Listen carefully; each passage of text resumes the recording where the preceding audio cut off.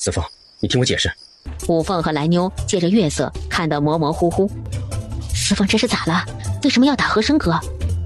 姐姐心里难过，咱们在家，东宝不管有多淘气，姐姐都没舍得打东宝一下。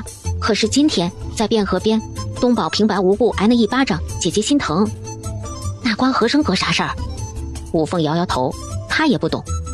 四凤和和珅在院子里打了半个时辰。打呀打了，气也消了，你总得听我解释一二吧。我知道你心疼东宝挨打，我何尝又不心疼呢？东宝不仅是你弟弟，也是我弟弟。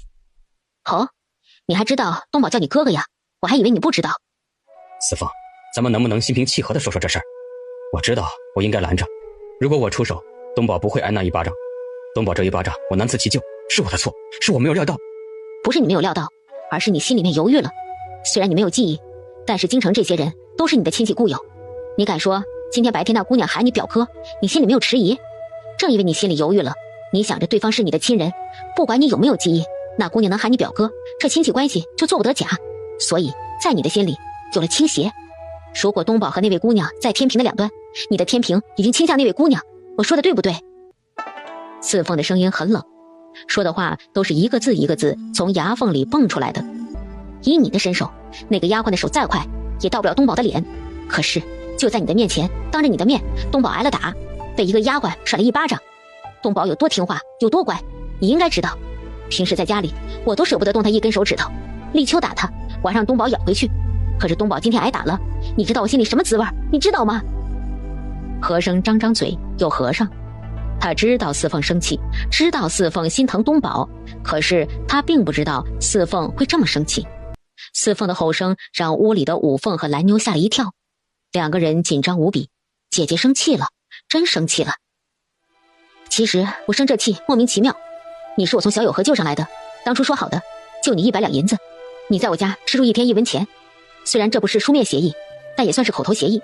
现在你已经恢复了一部分记忆，我们还送你到了京城，我们这也算是好人做到底了。明日你走吧，回你的柴王府，咱们从此后两不相干。四凤，你听我解释。五凤和蓝妞借着月色看得模模糊糊。四凤这是咋了？为什么要打和珅哥？姐姐心里难过，咱们在家，东宝不管有多淘气，姐姐都没舍得打东宝一下。可是今天在汴河边，东宝平白无故挨那一巴掌，姐姐心疼。那关和珅哥啥事儿？五凤摇摇头，她也不懂。四凤和和珅在院子里打了半个时辰。打呀打了，气也消了，你总得听我解释一二吧。我知道你心疼东宝挨打，我何尝又不心疼呢？东宝不仅是你弟弟，也是我弟弟。哦，你还知道东宝叫你哥哥呀？我还以为你不知道。四凤，咱们能不能心平气和地说说这事儿？我知道我应该拦着，如果我出手，东宝不会挨那一巴掌。东宝这一巴掌，我难辞其咎，是我的错，是我没有料到。不是你没有料到，而是你心里面犹豫了。虽然你没有记忆，但是京城这些人都是你的亲戚故友。你敢说今天白天那姑娘喊你表哥，你心里没有迟疑？正因为你心里犹豫了，你想着对方是你的亲人，不管你有没有记忆，那姑娘能喊你表哥，这亲戚关系就做不得假。所以在你的心里有了倾斜。如果东宝和那位姑娘在天平的两端，你的天平已经倾向那位姑娘，我说的对不对？四凤的声音很冷，说的话都是一个字一个字从牙缝里蹦出来的。以你的身手，那个丫鬟的手再快也到不了东宝的脸。可是就在你的面前，当着你的面，东宝挨了打，被一个丫鬟甩了一巴掌。东宝有多听话，有多乖，你应该知道。平时在家里，我都舍不得动他一根手指头。立秋打他，我还让东宝咬回去。可是东宝今天挨打了，你知道我心里什么滋味？你知道吗？和珅张张嘴又合上。他知道四凤生气，知道四凤心疼东宝，可是他并不知道四凤会这么生气。四凤的吼声让屋里的五凤和蓝妞吓了一跳，两个人紧张无比。姐姐生气了，真生气了。其实我生这气莫名其妙，你是我从小有河救上来的，当初说好的就你100两银子，你在我家吃住1天1文钱。虽然这不是书面协议，但也算是口头协议。现在你已经恢复了一部分记忆，我们还送你到了京城，我们这也算是好人做到底了。明日你走吧，回你的柴王府，咱们从此后两不相干。四凤，你不能这样，你不能丢下我，你不能这样一棒子就把我打死吧。我知道是我的错，是我没有拦着东宝才挨了打，我错了。但是你不能就这样把我赶出去啊，你不能啊。四凤没有开门，和珅的解释始终没有得到回应。哥，我知道你不是故意没拦着，你只是没想到。哥，你别急，姐姐只是一时气急，我们是一家人，永远都是。姐姐说的是气话，你别当真。五凤这么小，这点都能想明白，为什么四凤钻了牛角尖。他和四凤相处了1年多，他自认还是了解四凤的。四凤不是那等心胸狭窄的人，四凤连姚州市那样的人都能容忍，为什么就不能听他解释？哥，姐姐会想明白的，姐姐只是太心疼东宝，所以才这样，你别急，或许睡一觉，明天就没事了。四凤一夜未睡，他不是那等小气之人，他当然知道东宝那一巴掌怪不得和珅，可是他心里疙疙瘩瘩，过不去这个坎儿。或者说，从进了京城开始，他就在担心。虽然口口声声说帮着和珅找到家人，可是真找到了，他每时每刻都提着心。柴王府、柴君玉，好尊贵的身份呐，可不是吗？能奉旨去北疆巡查军务，能是一般人吗？能在江宁府一句话让李继德自杀的，能是一般人吗？以前在村里想着找和珅的家人，一定狠狠地敲一笔，可是现在真找到了，他这心里却说不出什么滋味。今天他生气，一来是因为东宝那一巴掌，二来也是因为自己心里的疙瘩。这1年多，他已经把和珅当作家里的一个成员，可是现在和珅的家找到了，和珅不可能再跟着他们回杨家岭，他们一个天上一个地下，从此两不相干。四凤，你不能这样，你不能丢下我，你不能这样一棒子就把我打死吧。我知道是我的错，是我没有拦着东宝才挨了打，我错了，但是你不能就这样把我赶出去啊，你不能啊。四凤没有开门，和珅的解释始终没有得到回应。哥，我知道你不是故意没拦着，你只是没想到。哥，你别急，姐姐只是一时气急，我们是一家人，永远都是。姐姐说的是气话，你别当真。五凤这么小，这点都能想明白，为什么四凤钻了牛角尖。他和四凤相处了1年多，他自认还是了解四凤的。四凤不是那等心胸狭窄的人，四凤连姚州市那样的人都能容忍，为什么就不能听他解释？哥，姐姐会想明白的，姐姐只是太心疼东宝，所以才这样，你别急，或许睡一觉，明天就没事了。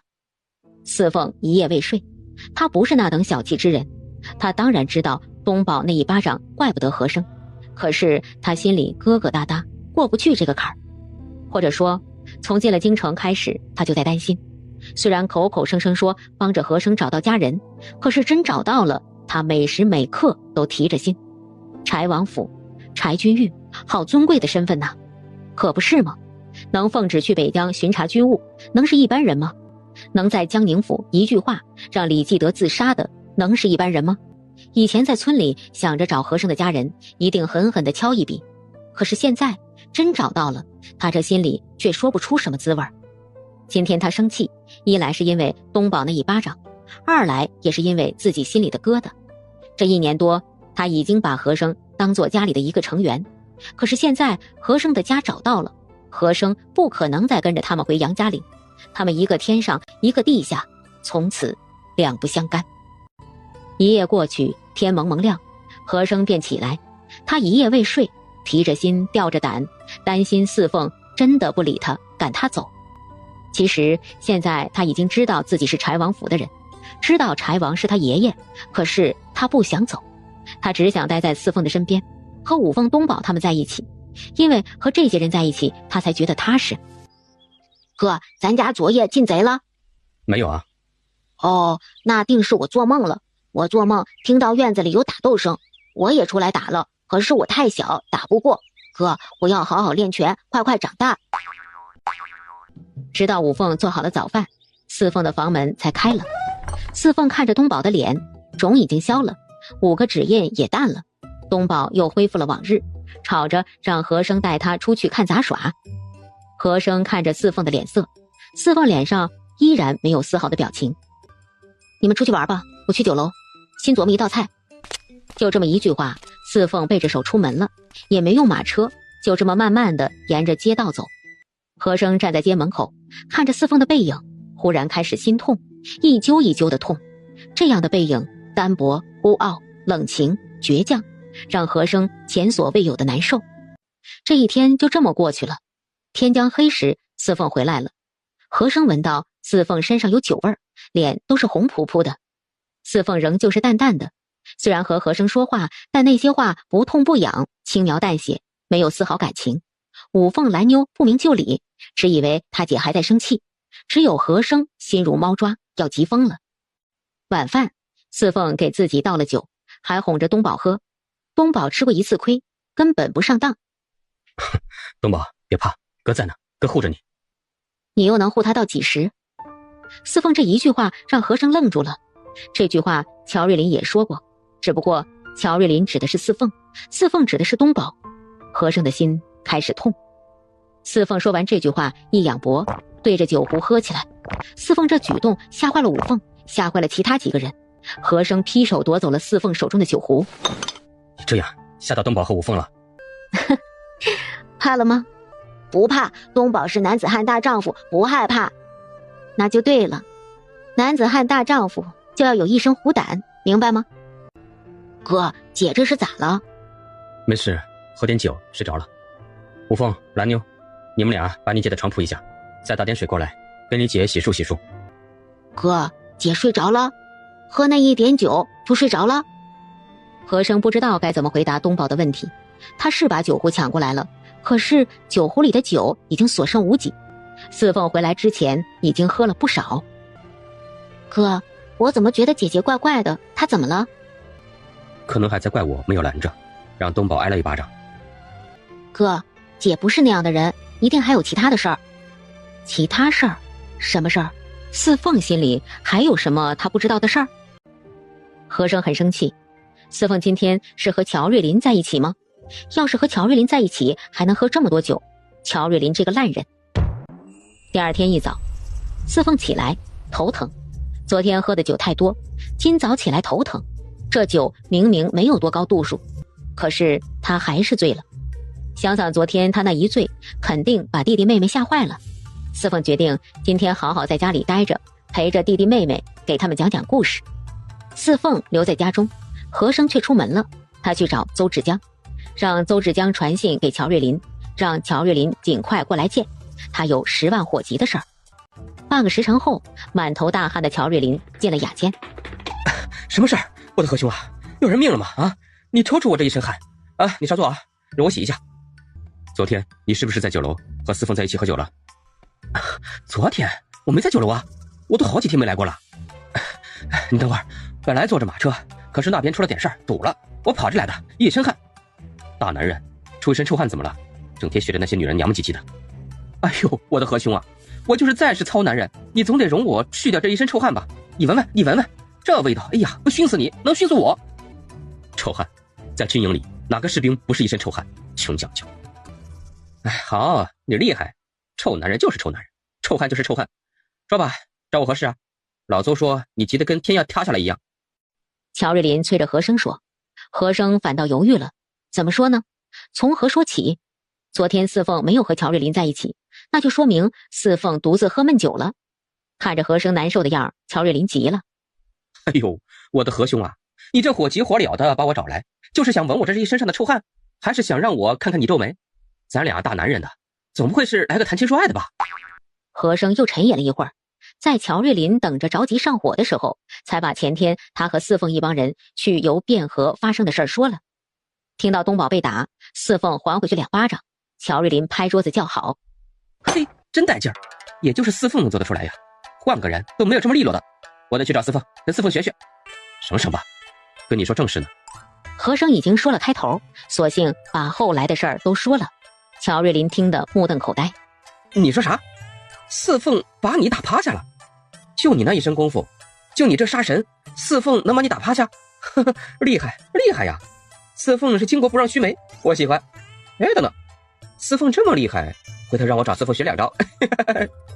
和珅脸色一变，乔瑞林说喜欢四凤，乔瑞林竟然说喜欢四凤，就知道乔瑞林没安好心。乔瑞林，咱们可是说好的，你不能什么呀？我和你说过的，你不能喜欢四凤，你答应过我，拿四凤当妹妹的。我说你找我做什么呢？原来是四凤不要你了。哎呀，你也有今日啊，你也有被赶出来的一天，笑死我了。和珅的脸冷下来，乔瑞琳这话真难听。哎呦，乖乖，不能再开玩笑了，这位可是柴君玉，杀神，一不留神，杀神动了怒，我的脑袋可就掉了。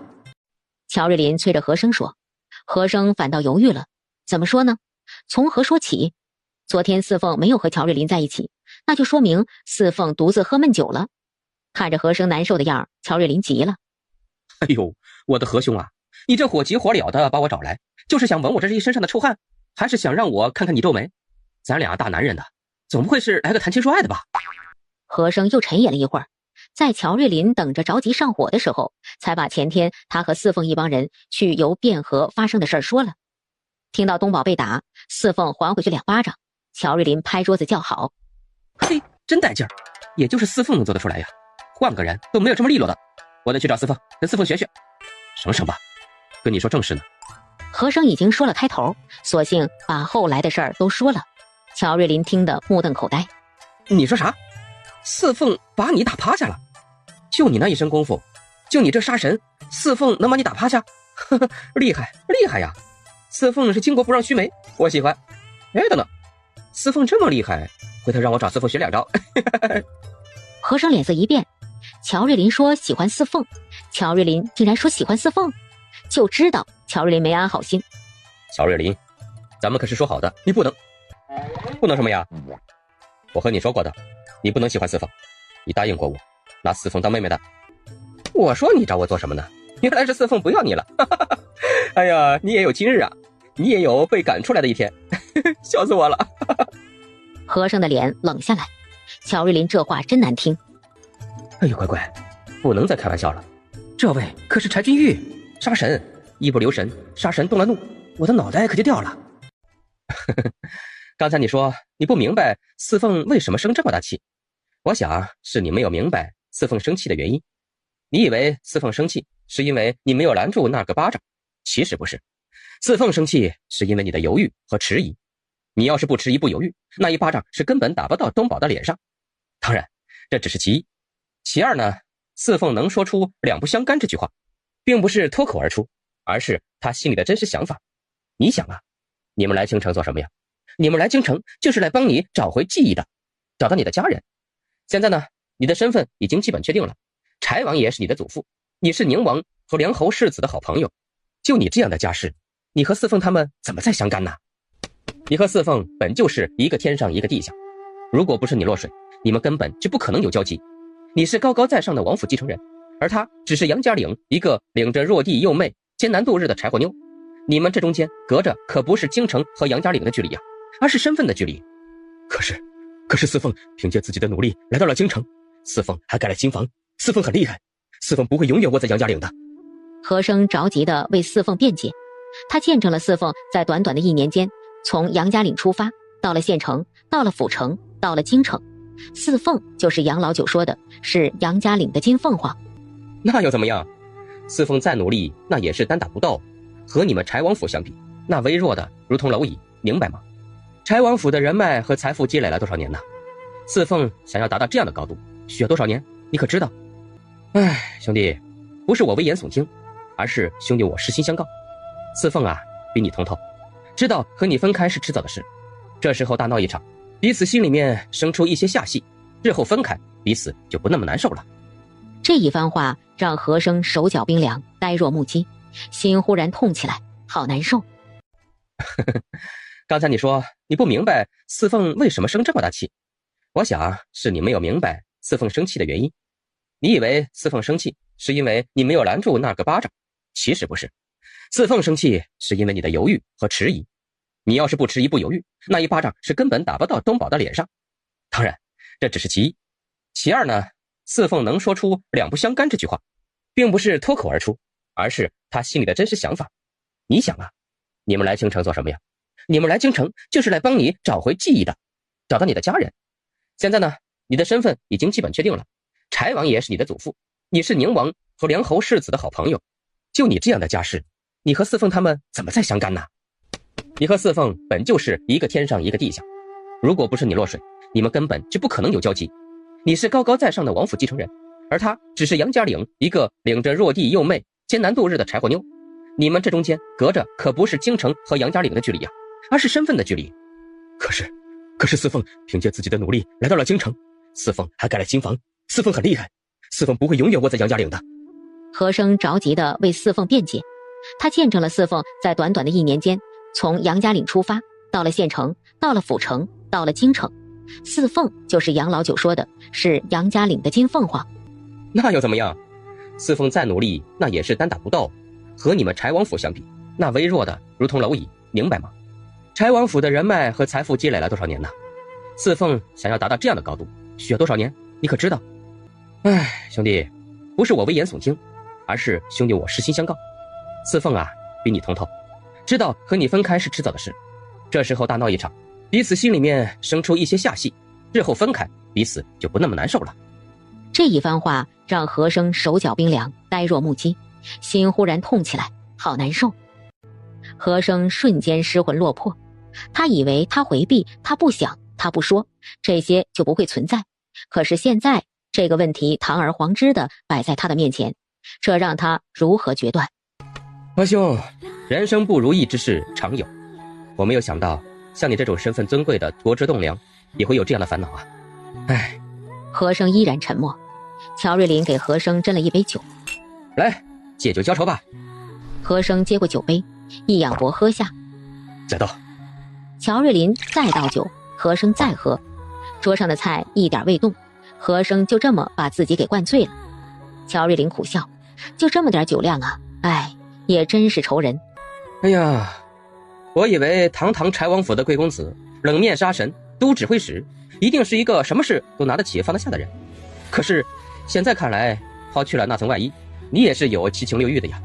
你也和我一样是一个平常人。唉，可惜啊。乔瑞林自斟自演了几杯，招呼伙计把和珅背到楼下，上了他的马车。马车不紧不慢地往北期房走。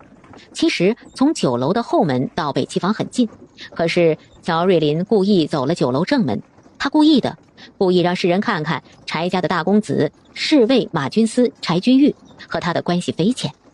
乔瑞林心里暗道：哎呀，等我老了，我要告诉我孙子，他爷爷背的可是冷面杀神。哎呀，也不知道我这孙子会不会相信。和珅瞬间失魂落魄，他以为他回避，他不想，他不说，这些就不会存在。可是现在这个问题堂而皇之的摆在他的面前，这让他如何决断？阿兄，人生不如意之事常有，我没有想到像你这种身份尊贵的国之栋梁也会有这样的烦恼啊。唉。和珅依然沉默。乔瑞林给和珅斟了一杯酒，来，借酒浇愁吧。和珅接过酒杯，一仰脖喝下。再倒。乔瑞林再倒酒，和珅再喝。桌上的菜一点未动，和珅就这么把自己给灌醉了。乔瑞林苦笑，就这么点酒量啊，哎，也真是愁人。哎呀，我以为堂堂柴王府的贵公子，冷面杀神，都指挥使，一定是一个什么事都拿得起放得下的人。可是现在看来，抛去了那层外衣，你也是有七情六欲的呀。你也和我一样是一个平常人。唉，可惜啊。乔瑞林自斟自演了几杯，招呼伙计把和珅背到楼下，上了他的马车。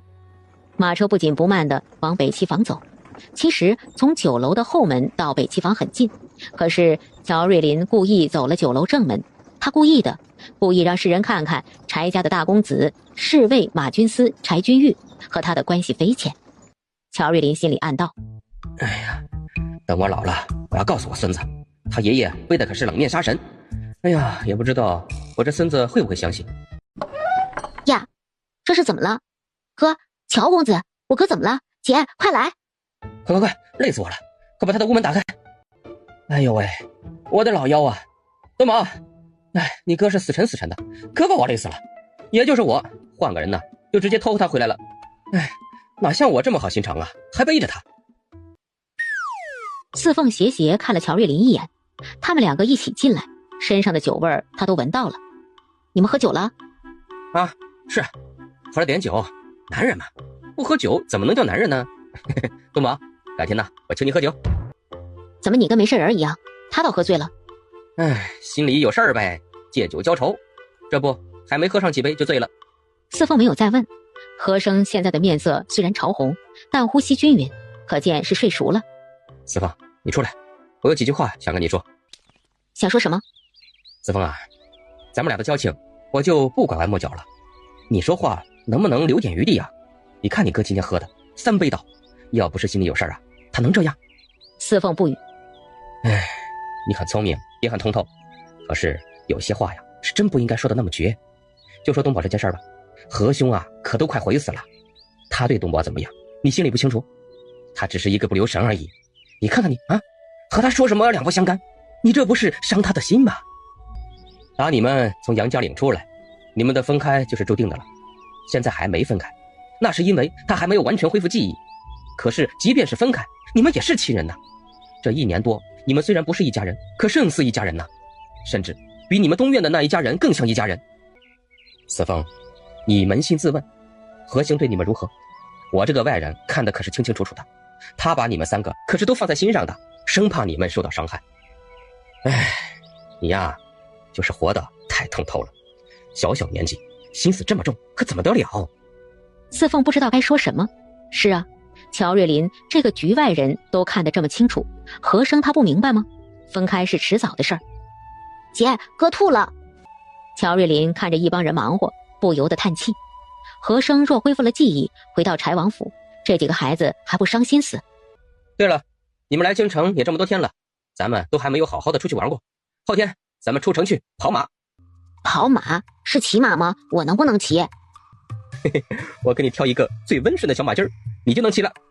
真的？那当然。呀，这是怎么了？哥，乔公子，我哥怎么了？姐，快来！快，累死我了，快把他的屋门打开。哎呦喂，我的老腰啊！东宝，哎，你哥是死沉的，可把我累死了。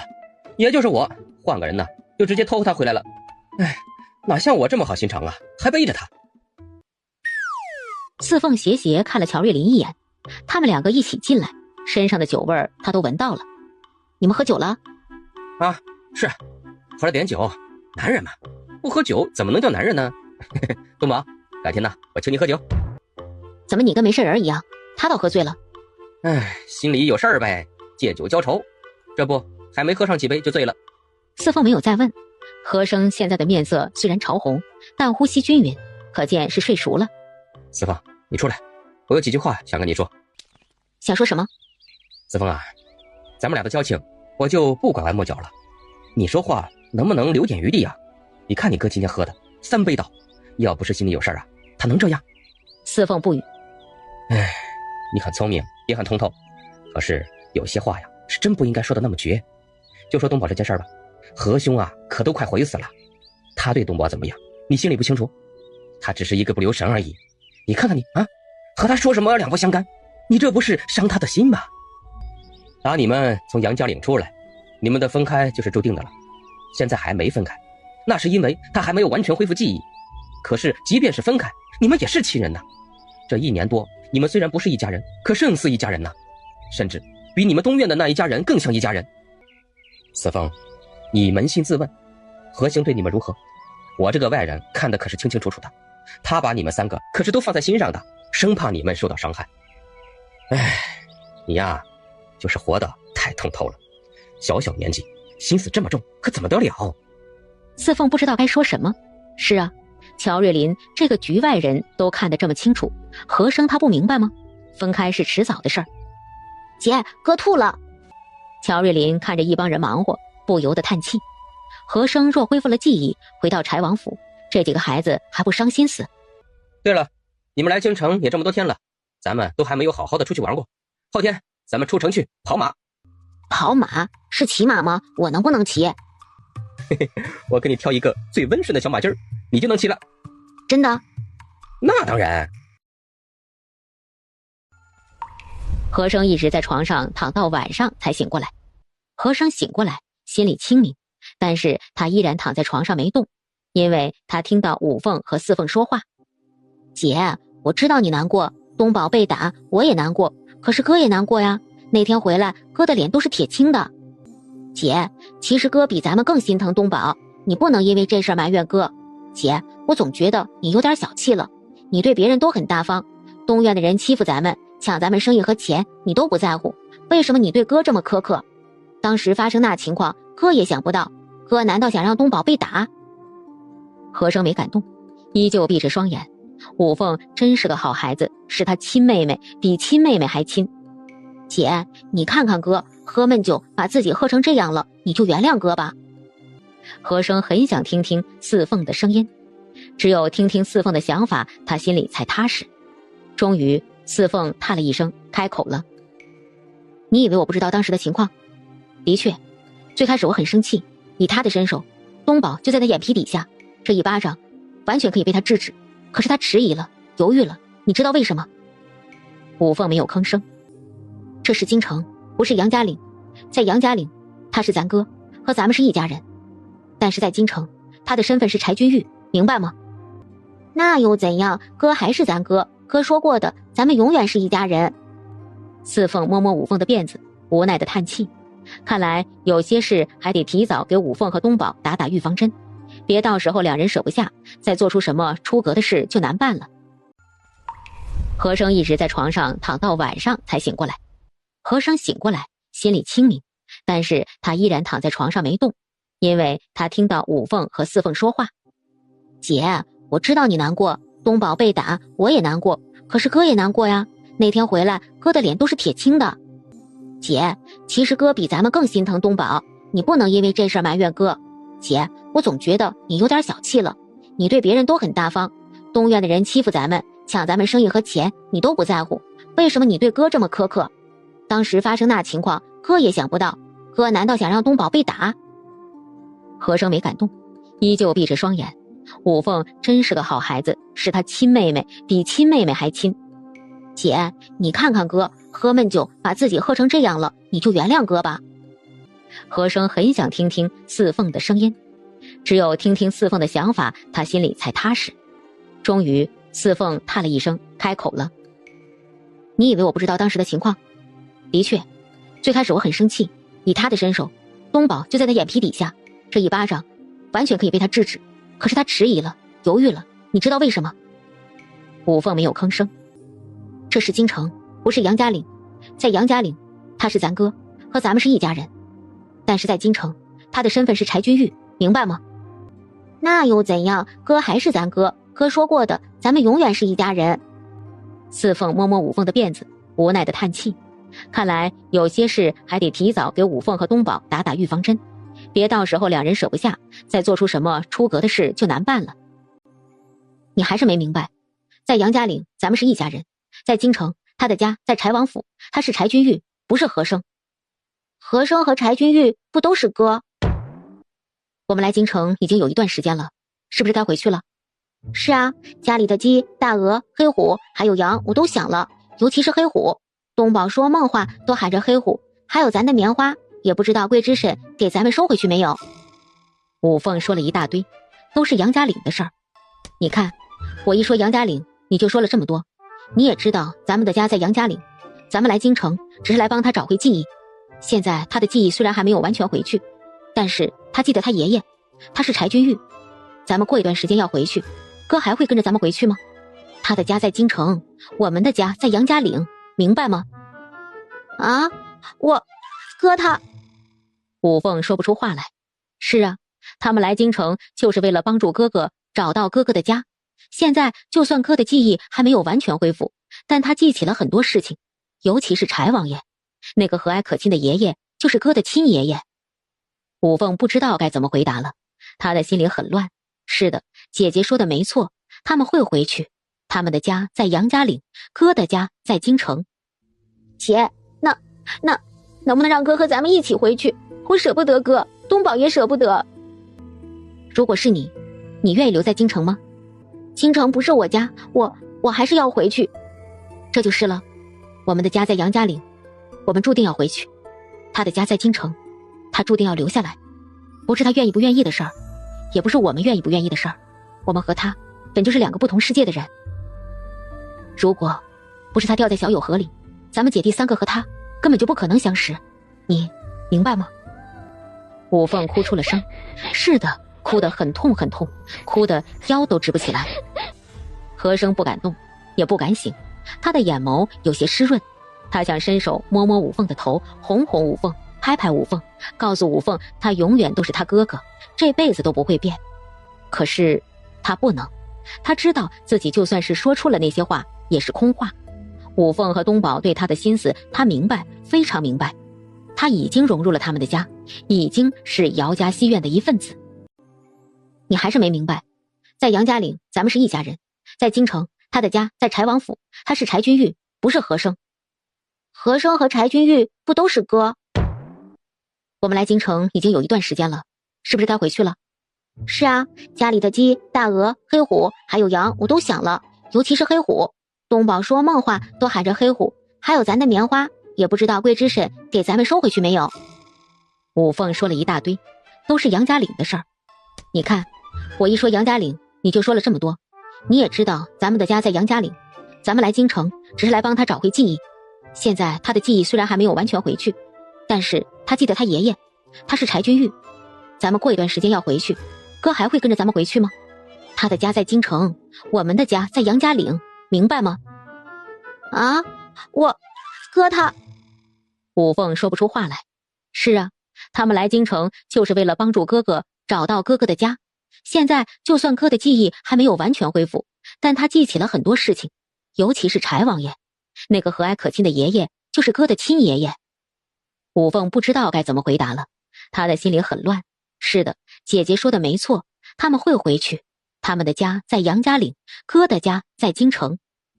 姐，那能不能让哥和咱们一起回去？我舍不得哥，东宝也舍不得。如果是你愿意留在京城吗？京城不是我家，我还是要回去。这就是了，我们的家在杨家岭，我们注定要回去。他的家在京城，他注定要留下来。不是他愿意不愿意的事儿，也不是我们愿意不愿意的事儿。我们和他本就是两个不同世界的人。如果不是他掉在小友河里，咱们姐弟三个和他根本就不可能相识。你明白吗？武凤哭出了声。是的，哭得很痛很痛，哭得腰都直不起来。和生不敢动，也不敢醒，他的眼眸有些湿润。他想伸手摸摸武凤的头，哄哄武凤，拍拍武凤，告诉武凤他永远都是他哥哥，这辈子都不会变。可是他不能，他知道自己就算是说出了那些话也是空话。武凤和东宝对他的心思他明白，非常明白。他已经融入了他们的家，已经是姚家西院的一份子。哥，吃饭了，你看你把太阳睡落山，把月亮睡出来，再睡下去又把太阳睡出来了。东宝呢？你们吃了没？哥今天有些丢人了，哥喝醉酒了，没有乱打人吧？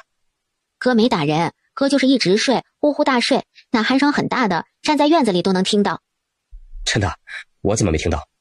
哥，和生哈哈大笑，武凤也咯咯咯笑起来。武凤很认真地看着和生，然后又看看门外，见门外没人，才小心翼翼地问：哥，你回了自己的家，还要我们不？和生只觉得心被什么人拿着锤子重重地锤了一下，眼睛发涩。单纯的武凤啊，到底还是问出来了。武凤，哥问你一个问题，可能会让你伤心。哥问吧，我不伤心。好，哥问你，你娘离开了你们，现在在哪儿？你们也不知道。在你的心里，她还是你娘吗？是啊，她永远都是我娘，不管她在哪儿，不管她过得怎么样，她永远都是。姐姐说，娘走那一步，实属无奈。我们要记得娘的好，记住我们三个都是娘生的，娘永远都是我们的娘。和生很欣慰，四凤把五凤教得很好，没有仇恨，没有埋怨。可是越是这样，他就越难受。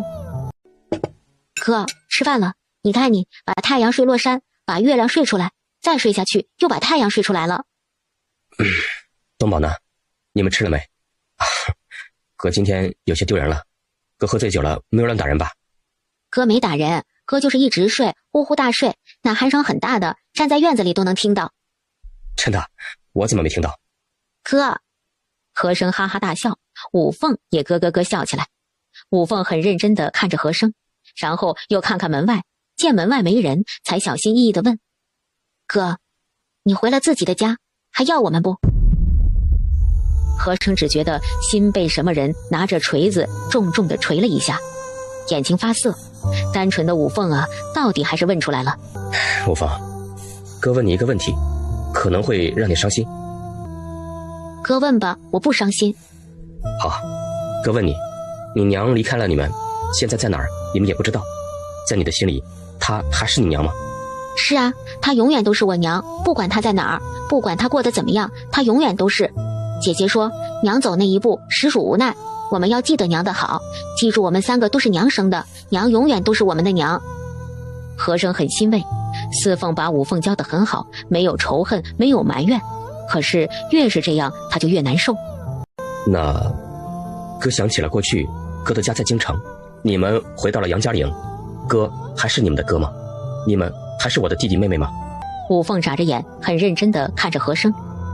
那我也问哥一个问题，哥找到了自己的家，哥的家里一定也有弟弟妹妹，我和姐姐东宝还是哥的弟弟妹妹吗？你们永远都是哥哥的弟弟妹妹，这辈子都是，下辈子也是，永远都是。杨家岭、杨家戏院是哥的家，到哪里都不会改变。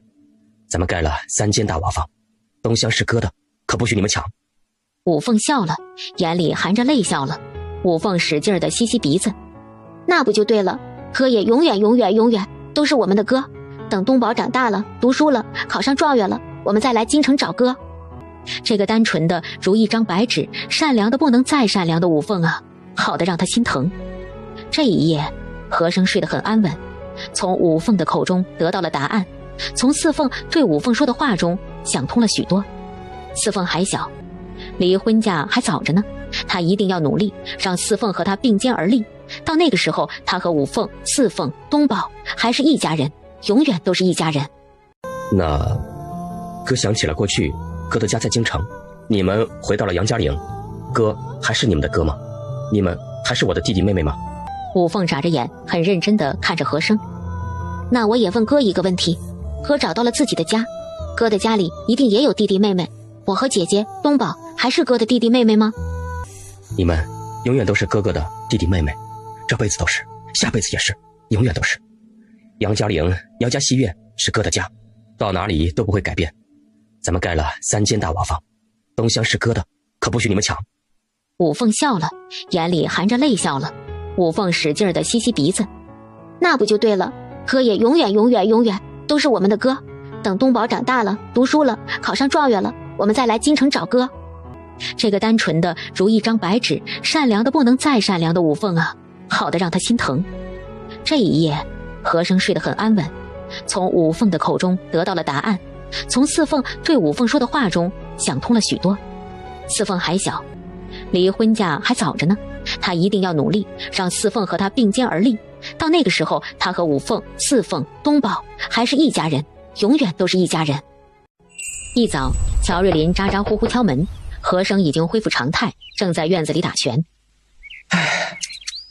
到底是冷面杀神呐，经历的大风大浪多了去了，就这点小事，他肯定是拿得起放得下的。好了，这么快呀？咱们可说好了啊，你可欠我一顿呢。你可不知道，昨天你喝醉了，我背你回来，东宝、五凤、四凤那眼神，嗖嗖嗖的6把刀子，差点没把我扎死。哎，老兄，这账我可是记在本上了。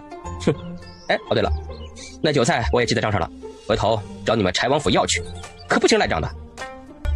后院是女孩子的地方，你去做什么？切，要你管。四凤、五凤都是我妹妹。哎，我不是跟你说了吗？我和东宝约好了。东宝，说好的一起去跑马，小马驹儿都给你找好了，快走。乔公子真找了小马驹，我能骑的吗？他听话不听话，不会把我颠下去吧？放心，我找的小马驹啊，那可是全天下最温顺的，就像一只小绵羊。真的？那当然，快点叫上你姐，咱们去城外跑马。很快，四凤、五凤、来妮、春芽子都出来了。四凤，咱们可是说好的啊，今天出城去跑马，你们都准备好了吗？马车在外面等了呢。四凤一早就准备好了，他知道乔瑞林说到必定会做到的。东宝很自然地拉着和珅的手，让和珅把东宝抱上了马车。乔瑞林看到这一幕，低不可闻地叹了一声。这样的场景见一次少一次。和珅的记忆若全部回来，以他那尊贵无比的身份，还会这样对东宝好吗？马车刚走，北齐方口一个乞丐慢悠悠起身，没入人流中。一早，乔瑞林咋咋呼呼敲门，和生已经恢复常态，正在院子里打拳。唉，到底是冷面杀神呐！经历的大风大浪多了去了，就这点小事，他肯定是拿得起放得下的。好了，这么快呀？咱们可说好了啊，你可欠我一顿呢。你可不知道，昨天你喝醉了，我背你回来，东宝五凤四凤那眼神，嗖嗖嗖的6把刀子，差点没把我扎死。哎，好兄，这账我可是记在本上了。哼，哎，哦对了，那酒菜我也记在账上了，回头找你们柴王府要去，可不行赖账的。后院是女孩子的地方，你去做什么？切，要你管。四凤五凤都是我妹妹。哎，我不是跟你说了吗？我和东宝约好了。东宝，说好的一起去跑马，小马驹儿都给你找好了，快走。乔公子真找了小马驹，我能骑的吗？他听话不听话，不会把我颠下去吧？放心，我找的小马驹啊，那可是全天下最温顺的，就像一只小绵羊。真的？那当然，快点叫上你姐，咱们去城外跑马。很快，四凤、五凤、来妮、春芽子都出来了。四凤，咱们可是说好的啊，今天出城去跑马，你们都准备好了吗？马车在外面等着呢。四凤一早就准备好了，他知道乔瑞林说到必定会做到的。东宝很自然地拉着和生的手，让和生把东宝抱上了马车。乔瑞林看到这一幕，低不可闻地叹了一声。这样的场景见一次少一次。和生的记忆若全部回来，以他那尊贵无比的身份，还会这样对东宝好吗？马车刚走，北齐方口一个乞丐慢悠悠起身，没入人流中。宁王和梁少安结伴来到北齐方，却见铁将军把门，两个人面面相觑。他们这一家人能去哪儿？走，去青山酒楼。到了酒楼，宁王大马金刀往那儿一坐，掌柜的乔安怀颠颠的陪着笑过来。乔瑞林不在啊，回您的话，我们公子出城去了，说是答应了人去跑马，一早就走了。跑马？他明明和我们约好了，他要去哪跑马了？西城柳园，是咱们乔家的庄子。王爷，咱们去不去？去，为什么不去？可是外公说过，不能强迫君亲的。哎，笨，怪不得小时候整天被人捉弄。咱们去柳园跑马，谁强迫君约了？咱们那叫偶遇，明白吗？哎呀，走，快点！张玉，给本王换马，本王要去城外跑马。半个时辰后，宁王和梁少安骑着马出现在西城门口。柳园，乔瑞林真给东宝弄来了一个温顺的小马驹。和生扶着东宝坐上去。东宝，深呼吸，大口吸气，出气。东宝最后听四凤的话，照着四凤说的做了。现在还紧张吗？姐，我没事儿，要对自己有信心。哥还在你身边呢，你抓着缰绳，眼睛看着前方，哥保护着你呢，没事儿。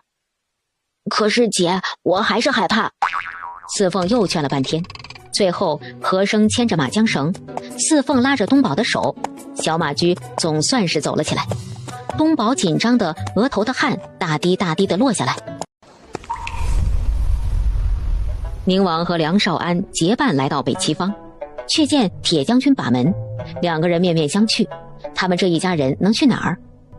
走，去青山酒楼。到了酒楼，宁王大马金刀往那儿一坐，掌柜的乔安怀颠颠的陪着笑过来。乔瑞林不在啊，回您的话，我们公子出城去了，说是答应了人去跑马，一早就走了。跑马？他明明和我们约好了，他要去哪跑马了？西城柳园，是咱们乔家的庄子。王爷，咱们去不去？去，为什么不去？可是外公说过，不能强迫君亲的。哎，笨，怪不得小时候整天被人捉弄。咱们去柳园跑马，谁强迫君约了？咱们那叫偶遇，明白吗？哎呀，走，快点！张玉，给本王换马，本王要去城外跑马。半个时辰后，宁王和梁少安骑着马出现在西城门口。柳园，乔瑞林真给东宝弄来了一个温顺的小马驹。和生扶着东宝坐上去。东宝，深呼吸，大口吸气，出气。东宝最后听四凤的话，照着四凤说的做了。现在还紧张吗？姐，我没事儿，要对自己有信心。哥还在你身边呢，你抓着缰绳，眼睛看着前方，哥保护着你呢，没事儿。可是姐，我还是害怕。四凤又劝了半天，最后和珅牵着马缰绳，四凤拉着东宝的手，小马驹总算是走了起来。东宝紧张的额头的汗大滴大滴的落下来。东宝骑了一会儿，轮到春芽子了。春芽子死活不上马，东宝好一番奚落加嘲笑，总算把春芽子弄到了小马驹上。胆子这么小，将来可咋办？哎，仇人啊！哎呀，臭小子，你把你刚才那紧张劲儿给忘了，还学会训春芽子了。五凤和蓝妞安安静静地坐在大树下，他俩一点骑马的意思都没有。那马那么高那么大，骑在马上，万一马不听话，他们不就摔下来了？他们还是安安生生地坐在树下吧。柳园和杨家岭的景象很像，他俩觉得很亲切。走吧，我带你骑马。四凤没有拒绝，接过和珅手里的马缰绳。虽然穿越过来没有骑过马，虽然前生也没有骑过马，但是骑马这项技能他还真不害怕。不要急，慢慢来，双手抓紧缰绳，两腿夹着马腹，慢慢的感觉马走起来的身体的变化。掌握马身体的变化之后，你很快就能够学会了。四凤没有作声，默默地听着和珅讲解。和珅拉着马慢慢走动，四凤在马上慢慢感受。在这里不会骑马可不行。很快，四凤已经掌握了马走动时身体起伏变化。可以稍微快点吗？和珅抿嘴笑笑。现在马没有跑起来，如果四凤完全掌握了，随着马飞跑起来，那是不是更加神采飞扬了？和珅拍拍马屁股，马加快了速度，但也仅限于快走，离跑差远了。四凤知道自己不能急于求成，这事情得慢慢来。四凤骑了一会儿，就见远处来了几匹马，近了才看清是宁王和梁少安。哎呦，这么巧，你们也在呢。东宝骑了一会儿，轮到春芽子了。春芽子死活不上马，东宝好一番奚落加嘲笑，总算把春芽子弄到了小马驹上。胆子这么小，将来可咋办？哎，仇人啊！哎呀，臭小子，你把你刚才那紧张劲儿给忘了，还学会训春芽子了。五凤和蓝妞安安静静地坐在大树下，他俩一点骑马的意思都没有。那马那么高那么大，骑在马上，万一马不听话，他们不就摔下来了？他们还是安安生生地坐在树下吧。柳园和杨家岭的景象很像，他俩觉得很亲切。走吧，我带你骑马。四凤没有拒绝，接过和珅手里的马缰绳。虽然穿越过来没有骑过马，虽然前生也没有骑过马，但是骑马这项技能他还真不害怕。不要急，慢慢来，双手抓紧缰绳，两腿夹着马腹，慢慢的感觉马走起来的身体的变化。掌握马身体的变化之后，你很快就能够学会了。四凤没有作声，默默地听着和珅讲解。和珅拉着马慢慢走动，四凤在马上慢慢感受。在这里不会骑马可不行。很快，四凤已经掌握了马走动时身体起伏变化。可以稍微快点吗？和珅抿嘴笑笑。现在马没有跑起来，如果四凤完全掌握了，随着马飞跑起来，那是不是更加神采飞扬了？和珅拍拍马屁股，马加快了速度，但也仅限于快走，离跑差远了。四凤知道自己不能急于求成，这事情得慢慢来。四凤骑了一会儿，就见远处来了几匹马，近了才看清是宁王和梁少安。哎呦，这么巧，你们也在呢。宁王先开了口，四凤笑笑，是很巧，巧的好像有人故意安排的一样。安排？谁安排的？本王不清楚。本王出城来跑马，觉得此处风景甚佳，没想到竟然碰到你们了，甚好甚好。梁少安没有宁王这么厚脸皮，讪讪的。乔瑞林赶紧过来行礼，和珅也过来，简单的拱手后，和珅依然淡淡的。四凤又快走了一圈后，觉得腿有些软，到底是第一次骑马。和珅把四凤送到了大树下，看着四凤坐下。第一次骑马不能太久，腿疼的话慢慢悄悄揉揉，休息会儿，以后骑的次数多了，自然就没事了。他们是往咱们家门口放了探子吧？和珅不置可否，这两个人要想知道他们去了哪儿，挖地3尺也能找到。他们身边的人可不是泛泛之辈，个个高手如云。不用管他们，咱们玩咱们的。你先歇会儿，我去看看东宝，他第一次骑太久了会受不了。姐，骑在马上你害怕吗？不害怕，马背上很舒服，就像咱们坐在椅子上一样。姐，我才不信你呢！你看东宝害怕那样。姐，你别想骗我骑马。就在乔瑞林和宁王、梁少安说话时机，一辆马车哒哒哒过来。乔瑞林感到奇怪，柳原是他们乔家的庄子，除了他们乔家人，寻常少有人来。宁王和梁少安过来还说得过去，他们肯定是去了酒楼打听出来的。可是这辆马车是怎么回事？怎么今日柳原成了热闹之地？这来的又是谁？宁王先开了口，四凤笑笑，是很巧，巧的好像有人故意安排的一样。安排？谁安排的？本王不清楚。本王出城来跑马，觉得此处风景甚佳，没想到竟然碰到你们了，甚好甚好。梁少安没有宁王这么厚脸皮，讪讪的。乔瑞林赶紧过来行礼，和生也过来，简单的拱手后，和生依然淡淡的。四凤又快走了一圈后，觉得腿有些软，到底是第一次骑马。和生把四凤送到了大树下，看着四凤坐下。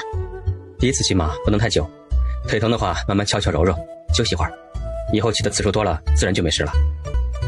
他们是往咱们家门口放的探子吧？和生不置可否，这两个人要想知道他们去了哪儿，挖地3尺也能找到。他们身边的人可不是泛泛之辈，个个高手如云。不用管他们，咱们玩咱们的。你先歇会儿，我去看看东宝，他第一次骑太久了会受不了。姐，骑在马上你害怕吗？不害怕，马背上很舒服，就像咱们坐在椅子上一样。姐，我才不信你呢！你看东宝害怕那样。姐，你别想骗我骑马。就在乔瑞林和宁王、梁少安说话时机，一辆马车哒哒哒过来。乔瑞林感到奇怪，柳原是他们乔家的庄子，除了他们乔家人，寻常少有人来。宁王和梁少安过来还说得过去，他们肯定是去了酒楼打听出来的。可是这辆马车是怎么回事？怎么今日柳原成了热闹之地？这来的又是谁？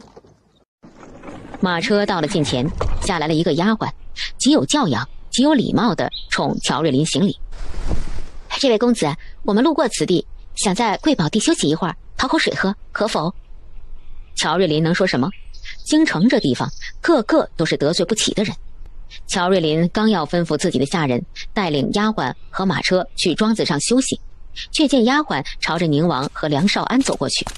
没想到在这里能遇到王爷梁世子，陈家丫鬟给2位贵人请安。马车上的是我们3小姐，我们老爷是郑世堂陈副相。宁王和梁少安对视一眼，心中了然。马车里的是陈庄的3女儿陈玉茹，极少在人前走动的陈3小姐。梁少安点点头。丫鬟见2位贵人只是礼貌的点点头，也极其知礼的退去。马车在乔家人的带领下往庄子上去。彼时四凤已经起来走动，和生刚才说的腿软也不能一直歇着，得走动走动，让腿慢慢恢复。青霞，你去讨一些水来，咱们还要赶路，我就在这树下休息一会儿就行。陈玉茹踩着青草走到五凤蓝妞跟前。陈玉茹看看周围的环境，又看看不远处，乔瑞林还在和宁王梁少安说话，那边那个应该就是柴君玉了。陈玉茹诧异，以他的了解，柴君玉根本不亲近小孩子。他听说梁少安得了儿子，柴君玉去看望，只是远远的给了个见面礼，还非常嫌弃，连碰都不碰。而且柴王府柴君玉的那些弟弟妹妹从来没有见过柴君玉这般亲近。逞什么能？看看摔了吧。没事儿，一会儿我不要骑小马，我要骑大马，让大马跑快点儿，像他们刚才那样。马车到了近前，下来了一个丫鬟，极有教养，极有礼貌地冲乔瑞林行礼。这位公子，我们路过此地，想在贵宝地休息一会儿，讨口水喝，可否？乔瑞林能说什么？京城这地方，个个都是得罪不起的人。乔瑞林刚要吩咐自己的下人带领丫鬟和马车去庄子上休息，却见丫鬟朝着宁王和梁少安走过去。没想到在这里能遇到王爷梁世子，陈家丫鬟给2位贵人请安。马车上的是我们3小姐，我们老爷是郑世堂陈副相。宁王和梁少安对视一眼，心中了然。马车里的是陈庄的3女儿陈玉茹，极少在人前走动的陈3小姐。梁少安点点头。丫鬟见两位贵人只是礼貌的点点头，也极其知礼的退去。马车在乔家人的带领下往庄子上去。彼时四凤已经起来走动，和生刚才说的腿软也不能一直歇着，得走动走动，让腿慢慢恢复。青霞，你去讨一些水来，咱们还要赶路，我就在这树下休息一会儿就行。陈玉茹踩着青草走到五凤蓝妞跟前。陈玉茹看看周围的环境，又看看不远处，乔瑞林还在和宁王梁少安说话，那边那个应该就是柴君玉了。陈玉茹诧异，以他的了解，柴君玉根本不亲近小孩子。他听说梁少安得了儿子，柴君玉去看望，只是远远的给了个见面礼，还非常嫌弃，连碰都不碰。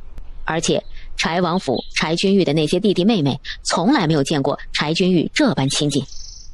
逞什么能？看看摔了吧。没事儿，一会儿我不要骑小马，我要骑大马，让大马跑快点儿，像他们刚才那样。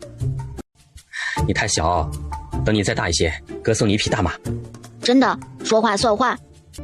哥什么时候说话不算话？说送你就送你，等到你10岁了，送你大马。和生把自己的头顶住东宝的头，两个人顶牛，东宝咯咯咯的笑得很开心。陈玉茹像是无意的看着和生和东宝两个人嬉闹，他简直不敢相信自己的眼睛。柴君玉是谁？冷面杀神。柴君玉的院子连一个侍女都没有，伺候他的都是小厮。明明是柴君玉的脸，为何和柴君玉判若两人？到底是不是柴君玉？陈玉茹百思不得其解。从刚才宁王和梁侯世子和柴君玉的互动中，陈玉茹看出来，这人就是柴君玉。可是为何和柴君玉的行事判若两人？陈玉茹转头看向吴凤，小妹妹，可以讨口水喝吗？我的丫鬟去取水了，可是这会儿也不来。您请。丫鬟接过陈玉茹碗里的水，可是手一滑，碗摔到了地上，碎了，水也洒了。哎呀，你看你，做事怎么这么不小心，毛毛躁躁的，碗都给人家摔碎了，还不快些赔礼道歉？对不起，小妹妹，我手滑，我没接好碗，把你家的碗打了，实在对不起，我赔你，这是1两银子，你收着。不用不用，一个碗而已，不值钱，没事。五凤往外推，不接钱，谁知四凤却走过来，顺手拿过了丫鬟手中的碎银子。你太小，等你再大一些，哥送你一匹大马。真的，说话算话。哥什么时候说话不算话？说送你就送你，等到你10岁了，送你大马。和生把自己的头顶住东宝的头，两个人顶牛，东宝咯咯咯的笑得很开心。陈玉茹像是无意的看着和生和东宝两个人嬉闹，他简直不敢相信自己的眼睛。柴君玉是谁？冷面杀神。柴君玉的院子连一个侍女都没有，伺候他的都是小厮。明明是柴君玉的脸，为何和柴君玉判若两人？到底是不是柴君玉？陈玉茹百思不得其解。从刚才宁王和梁侯世子和柴君玉的互动中，陈玉茹看出来，这人就是柴君玉。可是为何和柴君玉的行事判若两人？陈玉茹转头看向吴凤，小妹妹，可以讨口水喝吗？我的丫鬟去取水了，可是这会儿也不来。您请。丫鬟接过陈玉茹碗里的水，可是手一滑，碗摔到了地上，碎了，水也洒了。哎呀，你看你，做事怎么这么不小心，毛毛躁躁的，碗都给人家摔碎了，还不快些赔礼道歉？对不起，小妹妹，我手滑，我没接好碗，把你家的碗打了，实在对不起，我赔你，这是1两银子，你收着。不用不用，一个碗而已，不值钱，没事。五凤往外推，不接钱，谁知四凤却走过来，顺手拿过了丫鬟手中的碎银子。为什么不接？咱的碗都是花钱买的，碎一个还得再买一个。不过这1两银子能买好些碗。这位小姐，您看是我买了碗把剩下的钱还你呢，还是你另外给点零钱？我们出来没带铜板，没法找你。和生没有看到陈玉茹和丫鬟的小动作，不过对四凤这样做事弯弯唇角。四凤若是发起飙来，牙尖嘴利，厉害着呢。不用找，不用找，这是赔给你的。那多谢了，回去买糖葫芦吃。丫鬟脸上的表情都僵了，怎么还有这样的人？他只是让一下，怎么钱就被拿走了呢？陈玉茹微微皱眉，四凤的行事方式让她实在受不了，但这个时候钱已经给了出去，总不能再要回来。陈玉茹细心观察，四凤长得也就那样，和京城的贵女们相比，差了10万8千里。丫鬟已经主动道歉了，丫鬟还拿出了钱，这个时候这小丫头不是应该推辞掉吗？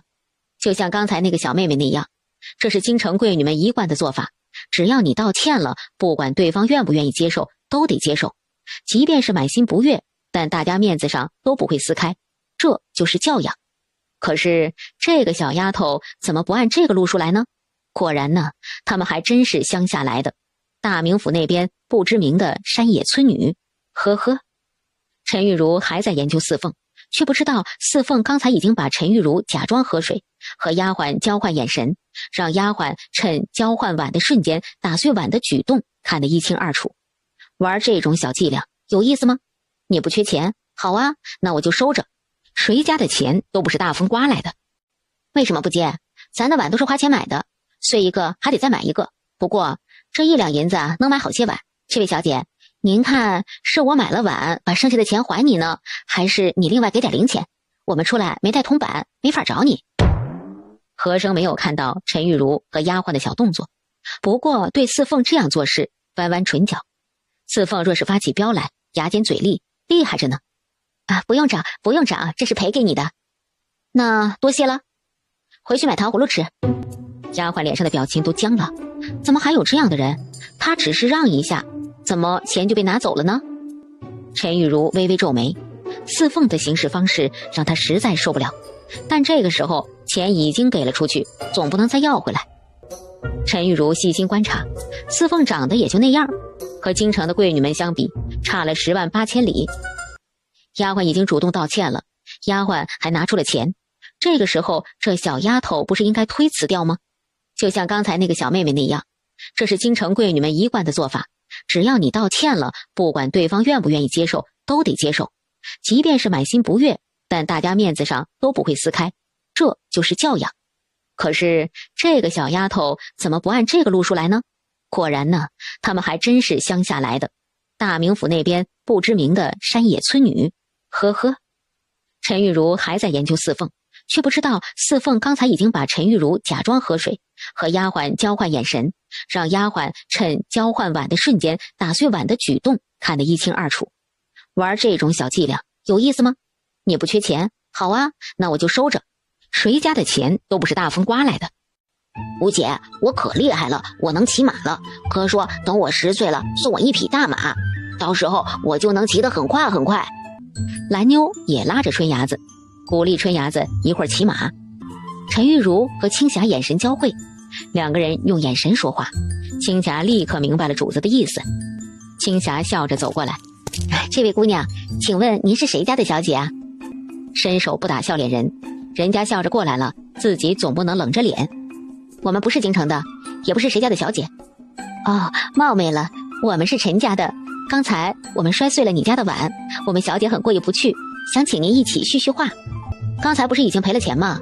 叙话就不必了，我们是乡下来的，不懂京城的礼节，恐冒犯了你们家小姐，还是不去了。青霞被四凤不软不硬地顶回去，心里颇不舒服。这小丫头怎么油盐不进，软硬不吃，不识抬举。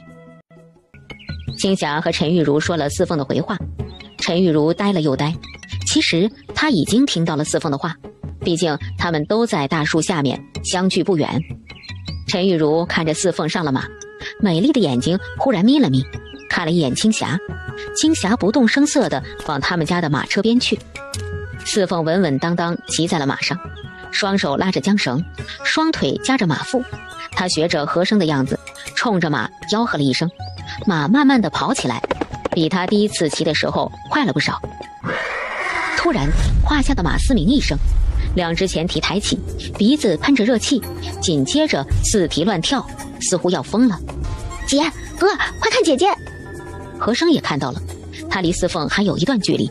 看到四凤的马发疯，和声的脑子嗡的一下，似乎有什么东西奔涌而来。吴姐，我可厉害了，我能骑马了。哥说等我10岁了，送我一匹大马，到时候我就能骑得很快很快。蓝妞也拉着春芽子，鼓励春芽子一会儿骑马。陈玉茹和青霞眼神交汇，两个人用眼神说话，青霞立刻明白了主子的意思。青霞笑着走过来，这位姑娘，请问您是谁家的小姐啊？伸手不打笑脸人，人家笑着过来了，自己总不能冷着脸。我们不是京城的，也不是谁家的小姐。哦，冒昧了，我们是陈家的。刚才我们摔碎了你家的碗，我们小姐很过意不去，想请您一起叙叙话。刚才不是已经赔了钱吗？叙话就不必了，我们是乡下来的，不懂京城的礼节，恐冒犯了你们家小姐，还是不去了。青霞被四凤不软不硬地顶回去，心里颇不舒服。这小丫头怎么油盐不进，软硬不吃，不识抬举。青霞和陈玉茹说了四凤的回话，陈玉茹呆了又呆。其实她已经听到了四凤的话，毕竟他们都在大树下面，相距不远。陈玉茹看着四凤上了马，美丽的眼睛忽然眯了眯，看了一眼青霞。青霞不动声色地往他们家的马车边去。四凤稳稳当当骑在了马上，双手拉着缰绳，双腿夹着马腹。她学着和声的样子，冲着马吆喝了一声，马慢慢地跑起来，比她第一次骑的时候快了不少。突然胯下的马嘶鸣一声，两只前蹄抬起，鼻子喷着热气，紧接着四蹄乱跳，似乎要疯了。姐，哥，快看姐姐！和声也看到了，他离四凤还有一段距离。看到四凤的马发疯，和尚的脑子嗡的一下，似乎有什么东西奔涌而来。四凤，别慌，我来了，趴在马身上别动，双腿夹住马腹。陈玉茹坐在凳子上没动，她看着四凤被马颠来颠去，看着和生发疯地奔向四凤，看着宁王给和生送马，看着和生从疯马背上救下四凤，看着两人一起往这边跑。今天来这一趟，就是为了确认柴君玉的身份。果然是他，谁说的柴君玉不近女色？看看柴君玉是怎么对那个乡野村女的。杨姑娘要不要紧？四凤，你怎么样？要不要现在就回城找大夫？四凤脸色发白，但还是笑笑，表示自己没事。陈玉茹站在圈外，看着淡定的四凤，眯了眯眼睛。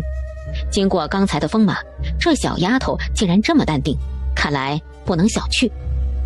这位姑娘，我这里有一些伤药，不知道能不能帮上忙。五凤心急，正要开口向陈玉茹拿药。郑玉，药包拿过来。宁王浑身一震，君玉的记忆回来了。郑玉已经听到了和声的声音，急忙拿着药包跑过来。这是药酒，先清理一下，咬着牙，有点疼。陈玉茹知道自己再待下去不好，见四凤的双手已经被包扎，遂提出告辞。乔瑞林心里惦记着四凤的伤，和陈玉茹敷衍两句，打发陈玉茹离开。乔瑞林很自责，昨天我就让人来柳园打招呼了，马都是我们家的马，马夫也是家生子，不可能出事的。四凤，对不起，对不起。人喝水还有呛着的时候呢，马是畜生，出事很正常，没事儿，别放在心上。四凤，别慌，我来了，趴在马身上别动，双腿夹住马腹。陈玉茹坐在凳子上没动，她看着四凤被马颠来颠去，看着和生发疯地奔向四凤，看着宁王给和生送马，看着和生从疯马背上救下四凤，看着两人一起往这边跑。今天来这一趟，就是为了确认柴君玉的身份。果然是他，谁说的柴君玉不近女色？看看柴君玉是怎么对那个乡野村女的。杨姑娘要不要紧？四凤，你怎么样？要不要现在就回城找大夫？四凤脸色发白，但还是笑笑，表示自己没事。陈玉茹站在圈外，看着淡定的四凤，眯了眯眼睛。经过刚才的疯马，这小丫头竟然这么淡定，看来不能小觑。这位姑娘，我这里有一些伤药，不知道能不能帮上忙。五凤心急，正要开口向陈玉茹拿药。郑玉，药包拿过来。宁王浑身一震，君玉的记忆回来了。郑玉已经听到了和生的声音，急忙拿着药包跑过来。这是药酒，先清理一下，咬着牙，有点疼。陈玉茹知道自己再待下去不好，见四凤的双手已经被包扎，遂提出告辞。乔瑞林心里惦记着四凤的伤，和陈玉茹敷衍两句，打发陈玉茹离开。乔瑞林很自责，昨天我就让人来柳园打招呼了，马都是我们家的马，马夫也是家生子，不可能出事的。四凤，对不起，对不起。人喝水还有呛着的时候呢，马是畜生，出事很正常，没事儿，别放在心上。和珅却沉着脸，那匹马就是他让四凤第一次骑的马，6元4匹马，他专门挑选了一匹温顺的，所以说刚才四凤骑得好好的，马跑得也不快，根本不可能受惊。那么马受惊肯定是有人动了手脚。不过和珅没有当着这么多人的面说明白，有些事情需要私下里说。他相信乔瑞林不会害四凤，宁王和梁少安离得远，先不说他们和他交好，根本不会下手，就算是他们想要下手，可是离得那么远也没有机会。和珅忽然想到刚才那辆马车，还有刚才那个小姐。刚才四凤骑在马上，离四凤最近的就是那辆马车。和珅下意识地看向马车离去的方向，此时已经没有了马车的踪影。四凤很懊恼，好在乔瑞林说了，等他的手好了还会再来骑马，四凤这才稍稍释怀。四凤不能骑马，宁王、梁少安、和珅、乔瑞林能啊。四凤不忍扫了其他的兴致，催促他们4个去跑马。于是乎，宁王、梁少安、和珅、乔瑞林4个人开始赛马。4匹马风驰电掣般飞出去，扬起的灰尘弥散在半空中。四凤端着双手看着4个人，原来骑在马背上的男人是这么帅气啊。和珅却沉着脸，那匹马就是他让四凤第一次骑的马，6元4匹马，他专门挑选了一匹温顺的，所以说刚才四凤骑得好好的，马跑得也不快，根本不可能受惊。那么马受惊肯定是有人动了手脚。不过和珅没有当着这么多人的面说明白，有些事情需要私下里说。他相信乔瑞林不会害四凤，宁王和梁少安离得远，先不说他们和他交好，根本不会下手，就算是他们想要下手，可是离得那么远也没有机会。和珅忽然想到刚才那辆马车，还有刚才那个小姐。刚才四凤骑在马上，离四凤最近的就是那辆马车。和珅下意识地看向马车离去的方向，此时已经没有了马车的踪影。四凤很懊恼，好在乔瑞林说了，等他的手好了还会再来骑马，四凤这才稍稍释怀。四凤不能骑马，宁王、梁少安、和珅、乔瑞林能啊。四凤不忍扫了其他的兴致，催促他们4个去跑马。于是乎，宁王、梁少安、和珅、乔瑞林4个人开始赛马。4匹马风驰电掣般飞出去，扬起的灰尘弥散在半空中。四凤端着双手看着4个人，原来骑在马背上的男人是这么帅气啊。本以为今天他没骑踏云，咱俩能赢他呢，现在看来我过于乐观了，人家就是不骑踏云，咱俩也是赢不了。王爷服了吧，你什么时候赢过他？哎呀，我服，从小到大我就一直服。哼，说我们赢过，好像你赢过一样。我赢不了无所谓，君玉是我表弟，我们是一家人。哎，刚才他喊郑玉拿药包，我看他在慢慢想起来，刚才骑马的时候他的马鞭还扫过我的马腿，这可是他惯用的伎俩，我怀疑他已经回忆起很多来了。梁少安点点头，和珅脸上现在的表情跟过去一模一样。哎呀，我的腰啊！哎呀，要断了，要断了！哎，你们这是做什么呀？啊，拼了命似的，有意思吗？还能不能好好玩耍了？争着抢着这么快，回来抢糖吃啊！哎呀！宁王哈哈大笑，这个乔家小六比乔瑞南招人喜欢。和珅面无表情，刚才骑在马上那种飞驰带来的感觉，让他想起了很多事，尤其是四凤被马颠簸的一瞬间，他的脑子里有什么东西炸开了，有些东西滚滚而来，让他的脑袋隐隐作痛。哎呀，走了走了，那边都准备好了，咱们边吃边聊啊！乔瑞林招呼着众人，一群人离开马场。虽然四凤的双手受了伤，但四凤心态好，这会儿已经没有了刚才受惊吓的样子。他淡淡的笑着，看4个大男人吆三喝四，划拳猜酒。他们这帮人直到天黑了才回城。回到北齐房，宁王梁少安在北齐坊路口和和珅拱手告别，各自回家。乔瑞林见五凤、四凤等人都下了车，正要走，被和珅叫住了。嘿，奶奶的，敢算计咱们？行，我知道了，你别管，我一定要查个结调。第二天，和珅早早的起来，院子收拾干净，水打好。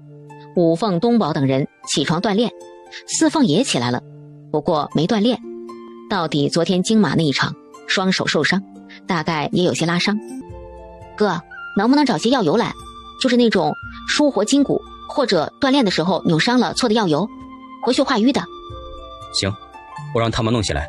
怎么，你伤到哪儿了？四凤摇摇头，这事儿可不能说，要是让和珅知道，说不定连床都不能下了。啊，没有，我没伤到，我只是想着以后东宝加强锻炼强度，万一扭伤了什么的，有药油抹抹好得快。和珅提起的心放了下去，他以为四凤除了手还有别的地方受伤了，不过转过头，和珅就想到了，四凤第一次骑马，双腿肯定不好受。和珅莫名的脸红了。早饭之后，和珅教东宝春伢子写字，五凤、蓝妞也像模像样的写字。忽然门环被人拍响，四凤起来开门，他以为又是乔瑞林，可是打开门不是乔瑞林，而是刘云和他的丫鬟焦杏。四凤微微皱眉，这是来算账的吗？好啊，他也正找他们想算算账呢。这位姑娘，我们家大爷可在？我们家大爷一年不着家，王妃想念成疾。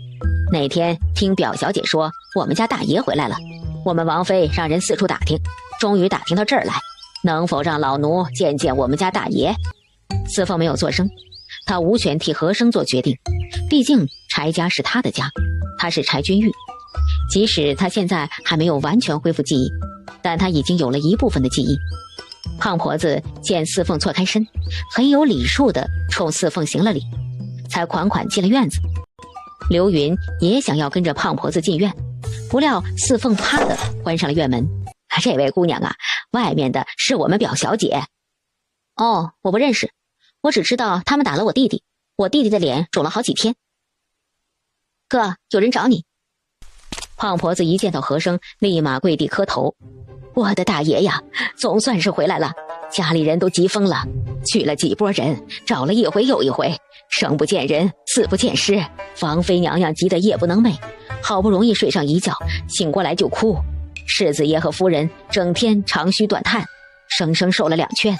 老天爷开眼呐，大爷您终于回来了。婆子一边哭一边说，声泪俱下，很是感人。四凤虽然回了后院，但这院子小，前院说话，后院听得清清楚楚。不得不说，京城的人就是不一样，一个下人哭诉起来就这么有条有理，比扬州市的哭骂好听多了。对，婆子是在哭诉，扬州市是哭骂，这是2个截然不同的概念。当然，这也是京城到杨家岭的距离。不过四凤敢打包票，这婆子声泪俱下的哭诉根本不是扬州市的对手。扬州市那胡搅蛮缠一上来，你就是天皇老子也赢不了他。婆子从王爷、王妃、世子、世子夫人、弟弟、妹妹拉里拉杂的说了一大堆。总之，柴王府里的人都想念大爷，就连花园子里那棵树上的麻雀都想念大爷，都为大爷的失踪痛心。你先回去吧，我在这里很好，等我处理好了外面的事情再回去。告诉家里人不要再来，你走吧。和珅的声音很冷，让内院的四凤听着很不舒服。好歹人家这么大年纪，哭诉了这么长时间，怎么着也得赏口水喝喝，就这么让人家走，未免太不近人情了。我哥让你走，你怎么还不走？这个小孩就是被焦杏打的小孩吧？他怎么会喊大爷哥？大爷的弟弟们都在王府呢，你什么身份也配叫大爷哥？表哥，你不认识我了吗？我是云儿啊，你失踪这1年多，我每日每夜都想念着你，担心着你的安危，我日夜焚香祷告，求菩萨保佑表哥。天可怜见，表哥果然回来了，我的心声被菩萨听到了，真好。表哥，你怎么不回家？我们都在家里等着你呢。姨祖父去了城外，大概还不知道你回来了。姨婆一听说你回来了，高兴的要亲自来接你，是我自告奋勇过来的。姨婆年纪大了，腿脚不方便，我心疼姨婆，就求了姨婆过来接你。表哥，我们回去吧。你走吧，以后不要再来。你这人怎么这样？我哥已经说了让你走，你听不懂人话吗？你先回去吧，我在这里很好，等我处理好了外面的事情再回去。告诉家里人不要再来，你走吧。和声的声音很冷，让内院的四凤听着很不舒服。好歹人家这么大年纪，哭诉了这么长时间，怎么着也得赏口水喝喝，就这么让人家走，未免太不近人情了。我哥让你走，你怎么还不走？这个小孩就是被焦姓打的小孩吧？他怎么会喊大爷哥？大爷的弟弟们都在王府呢，你什么身份也配叫大爷哥？表哥，你不认识我了吗？我是云儿啊！你失踪这1年多，我每日每夜都想念着你，担心着你的安危，我日夜焚香祷告，求菩萨保佑表哥。天可怜见，表哥果然回来了，我的心声被菩萨听到了，真好。表哥，你怎么不回家？我们都在家里等着你呢。姨祖父去了城外，大概还不知道你回来了。姨婆一听说你回来了，高兴的要亲自来接你，是我自告奋勇过来的。姨婆年纪大了，腿脚不方便，我心疼姨婆，就求了姨婆过来接你。表哥，我们回去吧。你走吧，以后不要再来。你这人怎么这样？我哥已经说了让你走，你听不懂人话吗？表小姐呀，别哭别哭。哎，大爷他就是这个脾气，你在王府多年，难道还不了解？婆子象征性的劝了2句，就不再说了。她是世子夫人孙氏的陪嫁婆子，自然是向着世子夫人的。就凭刘云纠缠了他们家二爷，做出那等不知羞耻的事儿，他们对刘云就没有好脸色。也不知道刘云是怎么知道他要来的，求了夫人，夫人烦他，就让他跟来了。哈哈，闹笑话了不是？自己都不知道自己有多大脸。可是柴王府的马车，婆子赶紧答话：啊，是，咱们正是柴王府的，车里的是咱们府里的表小姐。这位妈妈，奴婢是唐国公府的，我们小姐和刘小姐是好友，既然车里的是刘小姐，相请不如偶遇，劳烦妈妈给刘小姐通禀一声，我们小姐想和刘小姐说几句话。刘小姐这是怎么了？眼睛红肿，脸上的妆都花了。唐小姐呀，劳烦你的人打点水来，给刘小姐洗洗脸。姑娘家妆容重要，可不能这般让外人看见了。陈玉茹这样一说，刘云的眼泪吧嗒吧嗒的又掉了下来。哎呦，这到底是怎么了？刘小姐，你倒是说话呀！我去请我表哥回去，我表哥不理我。你表哥？你表哥不是在王府吗？不是其他表哥，是大表哥。什么？你说什么？你说的是柴君玉？他不是？没有。刘云一边拭泪一边解释，说了自己怎么遇到表哥，怎么去请表哥回去，怎么被表哥拒绝等等。唐倩捂着胸口，差点晕过去。他以为柴君玉死了，再也回不来了。柴君玉失踪的消息传回京城，他死的心都有。柴君玉回来了，柴君玉回来了。张冰宁也大吃一惊，和唐倩一样，他也是哭着喊着非柴君玉不嫁的主。这会儿听到说柴君玉没死，还回来了，就住在北七坊。张冰宁立刻坐不住了。陈小姐，唐小姐，我出来也有一会儿了，该回去了，我先走了，改日咱们再约。陈小姐，我也该回去了，你和刘小姐要是喜欢什么尽管拿，就算我送你们的，我先走了。唐倩带着丫鬟也走了。陈玉茹用脚趾头想想，就知道这2位是去北七房了。柴君玉的名字一出来，这2位什么都不顾了。哎，柴君玉啊，柴君玉，你为什么会招惹这么多人？北七房，四凤一边嘲笑，一边添油加醋的给五凤和蓝妞表演刚才刘云的哭诉，把五凤和蓝妞逗得直笑。就在他们3个人在后院嬉闹时，门环又啪啪啪的响了起来。奇了怪了，怎么又有人来？不会又是找哥的吧？五凤去开门，却见和生已经去开门了。哥，谁呀？啊！五凤低声惊叫一下，捂住了自己的嘴。他刚才说对了，这些人就是来找哥的。姐，蓝妞姐，快来！你们看，2个漂亮小姐都是来找哥的吧？唐倩捂着胸口，差点晕过去。她以为柴君玉死了，再也回不来了。柴君玉失踪的消息传回京城，他死的心都有。柴君玉回来了，柴君玉回来了！张冰宁也大吃一惊，和唐倩一样，她也是哭着喊着非柴君玉不嫁的主。这会儿听到说柴君玉没死，还回来了，就住在北七坊，张冰宁立刻坐不住了。陈小姐，唐小姐，我出来也有一会儿了，该回去了，我先走了，改日咱们再约。陈小姐，我也该回去了，你和刘小姐要是喜欢什么尽管拿，就算我送你们的，我先走了。唐倩带着丫鬟也走了。陈玉茹用脚趾头想想，就知道这两位是去北七坊了。柴君玉的名字一出来，这两位什么都不顾了。哎，柴君玉啊，柴君玉，你为什么会招惹这么多人？北七坊，四凤一边嘲笑，一边添油加醋的给五凤和蓝妞表演刚才刘云的哭诉，把五凤和蓝妞逗得直笑。就在他们三个人在后院嬉闹时，门环又啪啪啪的响了起来。奇了怪了，怎么又有人来？不会又是找哥的吧？五凤去开门，却见和珅已经去开门了。哥，谁呀？啊！五凤低声惊叫一下，捂住了自己的嘴。他刚才说对了，这些人就是来找哥的。姐，蓝妞姐，快来！你们看，两个漂亮小姐都是来找哥的吧？柴公子，果真是你！唐倩怔怔地看着柴君玉，仿佛不相信自己的眼睛。姐，那个小姐哭起来真好看，比咱奶哭的好看100倍。看看人家哭的梨花带雨，颇有点林黛玉的风范。姚州市那能叫哭吗？那叫做好，根本不是一个档次。君越，真的是你，你没死，真好。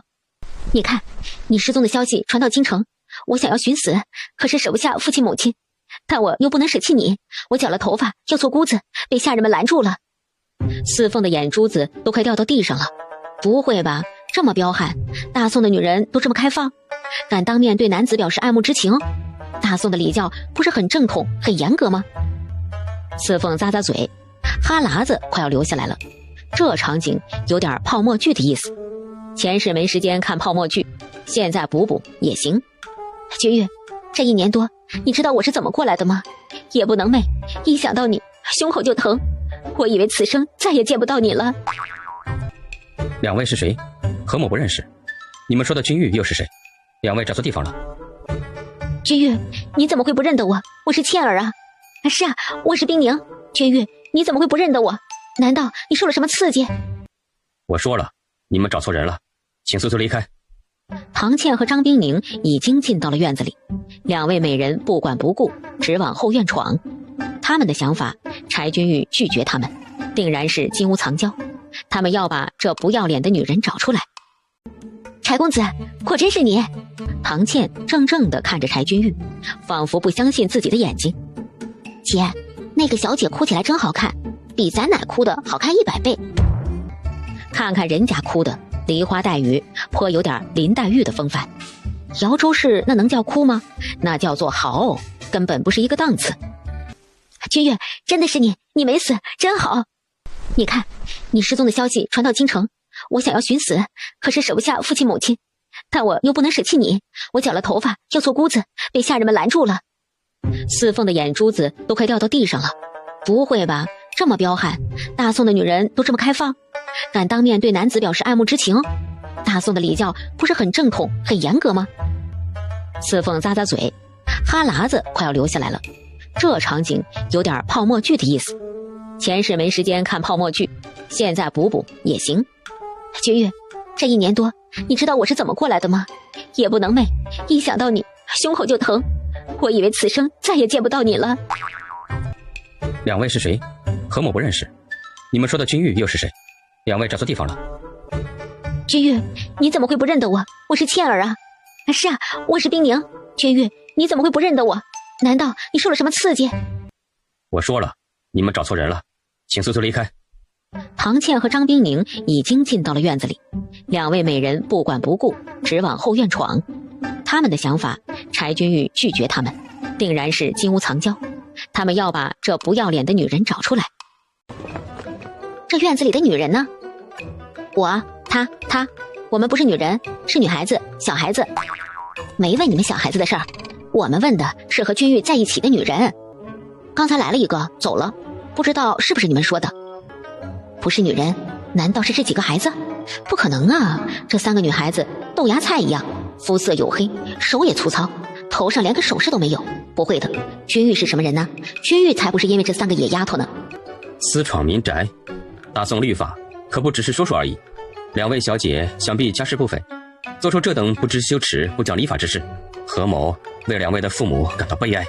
何生这一番话让四凤都想拍手叫好，骂人不带脏字，真厉害。要是他只能骂一句他妈的。哎，多读书还是有很大用处的。四凤决定多读书，至少骂人的时候不能只限于那3个字。唐倩小脸憋得通红，张平宁的眼泪都下来了。2位还想让何某报官吗？姐，那2位小姐好可怜啊。我也觉得。刚才看到了？看到了。她们怎么长的？怎么那么美？你说同样都是人，我们怎么就是柴火妞，她们怎么就那么美？还有那兰花指，像不像？五凤摇摇头。姐，你还是别撬了，别扭。以后再有人来敲门，你来开门，若是不认识的，一路挡住，不准进门。我开门也不管用，人家找的又不是我，是你。再说了，咱们来京城这么久了，终于有人要上门了，多好啊，热闹，还有免费的戏看，何乐？要四凤。哥，你的桃花好多呀，今天就来了3个，还有没有啊？明天还有吗？陈玉茹看着唐倩和张冰宁的马车一前一后离开了北七坊。那天在柳园，陈玉茹看到柴君玉对四凤照顾有加，心里面疑惑，瞧着四凤还是个柴火妞，这样的小丫头怎么能入得了柴君玉的眼？后来他让人打听，加上在柳园他自己的观察，他觉得柴君玉是把四凤他们当作弟弟妹妹看待，因为四凤他们一直喊柴君玉哥。不错，一切都是他的设计。半道上刚遇到刘云，邀请唐倩和张冰宁去花荣店铺，都是他的算计。他就是要借唐倩和张冰宁之手，调查一下北七坊里到底有没有其他人。现在唐倩和张冰宁进去了，里面除了几个孩子再无其他人。难道真是父亲说的柴君玉失去了记忆，不记得那些过往了，忘记了自己的身份，所以才一直和这几个孩子住在一起？陈玉茹忽然觉得他应该抓住这次机会。柴君玉既然什么都不记得了，那么现在的柴君玉脑子里就是个空白，空白的纸上他想怎么画就怎么画。陈玉茹忽然心花怒放，这机会太好了，他该怎么谢谢唐倩、张冰宁和刘云呢？云儿回来了呀，哎呦，这眼睛怎么这么肿，哭了。赖妈妈也是的，跟着你出去一趟也不好好伺候你，竟然自个儿先回来了。我已经罚了他的月钱，云儿，你大人不计小人过，别跟那起子阿扎人计较。刘云是被陈玉茹的马车送回来的，如果陈玉茹不送他，他还得临时再找马车，这对世家大族的女孩子来说是羞耻。但是现在世子夫人这般劝解，刘云还能说什么？只能吃了这个哑巴亏了。你见到你表哥了，他怎么说？表哥他不理我。这孩子怎么能这样？云儿不哭啊，军哥就是那个性子。你在王府住了这么多年，又不是不知道，他不回来想必是有事情绊住了，不急啊，等舅母事情忙完了就去请他回来，让他好好给你道歉。刘云抽抽噎噎说不出话来。其实他心里清楚，孙夫人说的都是面上的话，孙夫人从来不会为了他的事费心费力。刘云回去了，孙夫人看着刘云的背影冷笑，就这货色还想嫁进王府，呸！不过孙夫人对柴君玉不回府也很纳闷，她把柴君玉回来的消息告诉了世子，柴王世子爱答不理。想回来就回来，不回来不用管，随便他。他的眼里没有我这个爹，我也没有他这个儿子。哼，回来就会气我，跟他爷爷一样臭脾气，不回来更好。孙夫人想来想去，决定自己亲自上门一趟，不管是什么原因，她都要把面子工作做足了。她去了，好话说尽，柴君玉要是还不回来，那就不是他的错了，这么多年的慈母可不是白当的。另外她倒要看看柴君玉是因为什么原因久久不归家。第二天，孙夫人带着婆子丫鬟，大张旗鼓地去了北七坊。他们在门口正好遇到了要出门的和珅。虽然已经做好了思想准备，但乍见到失踪了1年多的柴君玉，孙夫人还是吓了一跳。君哥啊，真是你吗？柴君玉看着眼前这个陌生的夫人，微微皱眉。他记忆里没有这个人，一点印象都没有。君哥啊，你怎么不说话？月儿说你不认识他了，怎么回事？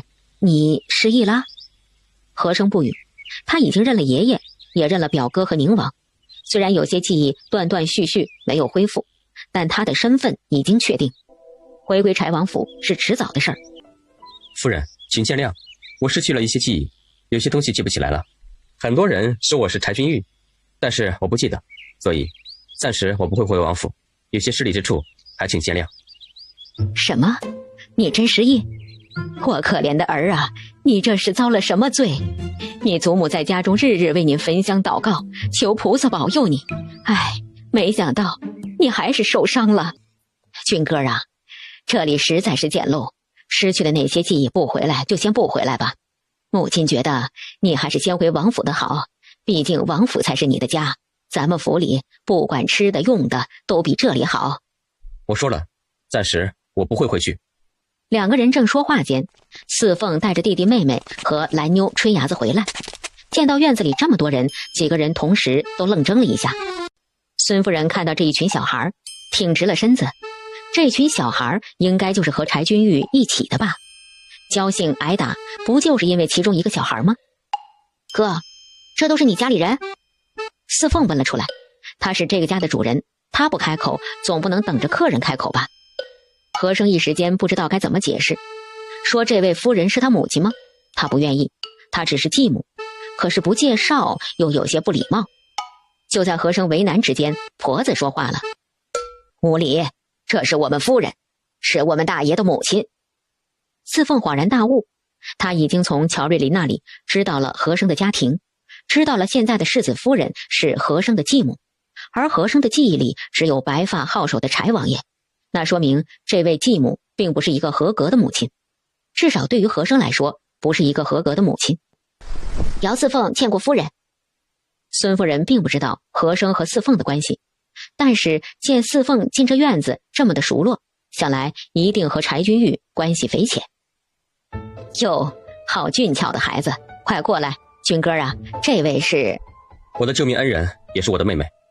孙夫人明白了，原来就是这个小丫头救了柴君玉呀。出门的时候急，没带什么见面礼，这是我贴身带着的，也不是什么名贵的东西，你先带着玩，等我回府了呀，好好的给你置办一副头面，再给你们做几身衣裳，都是京城最流行的。我们军哥多亏了你，我代表柴王府谢谢你了。四凤依然淡淡的笑笑，不动声色，不留痕迹的退到了一边。这几位都是你的弟弟妹妹吗？快过来，我瞧瞧。你瞧瞧，这一个个长得多水灵。孙夫人把五凤、东宝、蓝妞、春芽子都叫到跟前，挨个给见面礼，一人一个荷包。四凤站在一边，笑眯眯地看着。早知道京城的人这么大方，见面就给荷包，他就应该把杨大壮、六蛋、黑皮他们都带过来。送走了孙夫人，关上院门，四凤把自己手腕上的镯子退了下来，迎着阳光仔细观察。你懂不懂玉啊？和珅瞟了一眼。佛田玉是多少钱啊？这个我不清楚。怎么，你想卖了它？对呀，我要这东西做什么？戴在手腕上沉甸甸的，还耽误干活，不如把它卖了换成钱。这东西啊，一碰就碎，还不如钱来的实惠。和珅嘴角微扬，刚才他已经猜到四凤会有这种想法，在四凤的眼里，任何东西都不如钱来的实在。姐姐，你看我这小包包里有多少钱？这怎么说也有1两吧。哥，你们家好大方啊，见面礼这么厚重，我喜欢。五凤、蓝妞，快看看你们的。哈哈，发财了，哥，你家亲戚多不多呀？是不是都很大方？要不明天你带着我们几个挨个见见你的亲人们，他们是不是都得给我们见面礼啊？就像这样的，见一圈，行几个礼，钱到手。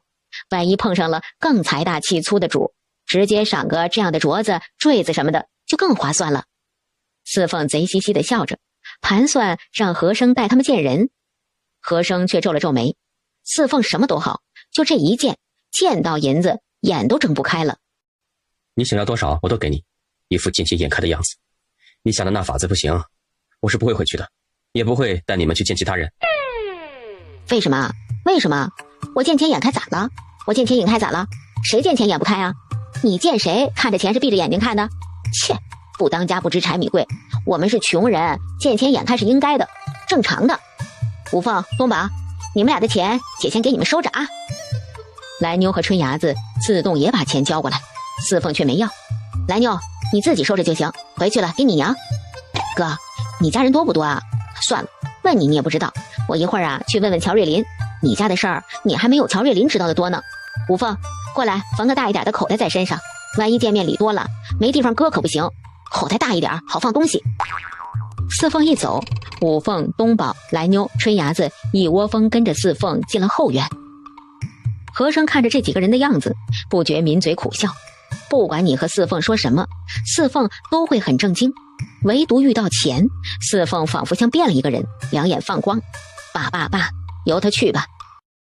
又过了几天，柴王爷从城外巡防回来，去宫里交旨。因为不是柴王爷一个人去的，且这次巡防主使并不是柴王爷，柴王爷并不回禀，只陪客。等主使回禀完，柴王本来要跟着众人一起告退离开，皇上却开口留住了柴王。皇上一边下棋，一边和柴王说着这次巡防天武军的事儿。柴王把刚才那些人遗漏的补充了一些。吃空饷这件事不是一蹴而就能完成的，得下定决心，慢慢来，从根上整治才行。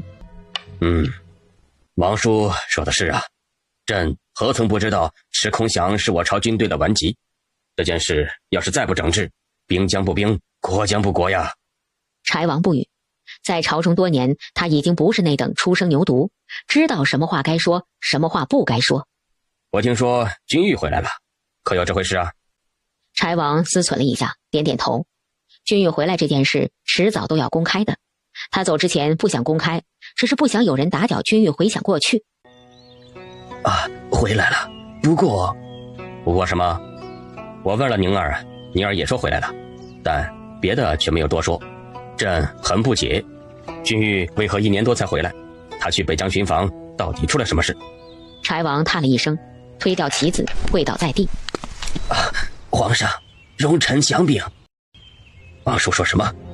君玉失去了记忆？这怎么可能？他什么都不记得了吗？不记得自己是谁？不记得自己家在哪儿？因为不记得，所以1年多都没有回来。是，臣出京巡访之前就知道君玉回来了，臣还去见了君玉。还好，君玉还记得臣，连少安和宁王爷，君毅都想了好久才想起来。家里其他人就不用多说了。其实，先看到君玉的是宁王爷和少安他们，他们见到君玉很高兴。可是，君玉因为失去记忆，如果被人强迫回想，就会头疼。宁王爷和少安他们说起了君玉的过去，君毅就晕了过去。宁王和少安告诉臣之后，臣原本想要连夜进宫，请皇城派太医的，但是后来想想，君玉想不起来，请了太医也没有用，索性就没请太医，让君玉自己想起来。臣已派人去了大名府了，想必这几日就该回来了。柴王又把柴君玉1年多前在小友河怎么被人救，又怎么住在姚家西院，怎么想起一点点东西，怎么强迫自己想就头疼，说得清清楚楚。皇上目瞪口呆，半天没说话。许久，皇上叫来大太监魏大富。依据臣朕的旨意，让王院判随柴王书童去，给君玉瞧瞧，该用药的用药，不能让君玉一直头疼下去。王叔，朕觉得还是要请王院判看得比较好啊。君玉落水肯定是受了伤，在那穷乡僻壤，想必没有得到好好的医治。王院判去瞧瞧，正好看看君玉身上还有没有其他的伤。如果单单只是失忆，咱们就等着，让君玉自己回想起来。柴王带着魏大富和王院判来到北齐坊，这真是把四凤也唬了一跳。五凤、东宝、兰妮、春芽子干脆躲在后院屋里不出来了。口谕宣读完，和珅谢恩，但不说话。柴大爷，您不会连咱家也不记得了吧？啊，对不住，我不记得了，只记得爷爷。这位就是柴王爷说的救了柴大爷的小姑娘。和珅赶紧回答说是。魏大夫让四凤抬起头来，四凤战战兢兢，哆哆嗦嗦，不敢抬头。和珅急忙打圆场：公公别吓着他了，他只是一个山村里没有见过世面的小孩子。魏大夫不再纠缠，等着王院判给和珅诊脉。按照王院判的诊断，和珅之所以不记得过往，很大程度上归根于脑部损伤，脑部淤血还没有散去，所以才导致他只要一用脑就会头疼。王院判当场就拿出了银针，给和珅扎了第一回针。一炷香后，王院判收针，说他开的药要按时吃，3天后他再来扎针，如此2天1次，10次后见分晓。等人都走了之后，柴王面色凝重地说道：君玉啊，你该回去了，住在这里总不是事啊。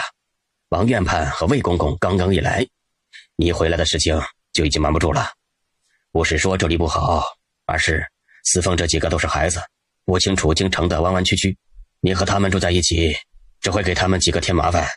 这事儿你好好想想，我明日再过来，药一会儿我会让人送过来的。柴王走后，和珅陷入了痛苦之中。爷爷说的对，他住在这里只会给四凤他们添麻烦。随着他回来的消息，上门看望的人会越来越多，不管真心还是假意，他们都会来。京城的人个个都是眼高于顶，他们会嫌弃，会鄙夷，会看不起四凤他们。四凤性子烈，如果遇到这样的情况，难道还要四凤像打刘云的丫鬟一样甩出去2巴掌吗？夜已经很深了，和珅依然难以入睡。他站在院子里，核桃树密密匝匝，把月光完全遮住了。和珅背着手，透过婆娑的树影，看着天上的一轮满月。满月清冷，本可以让人平静，但此时和珅的心情却平静不了。他是该回去，可是四凤他们该怎么办？让四凤几个人跟着自己一起回柴王府？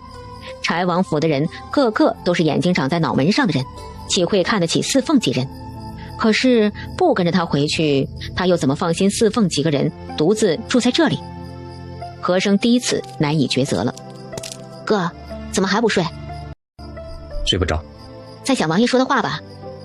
和珅不回答，他就知道他的心思四凤一定能猜到。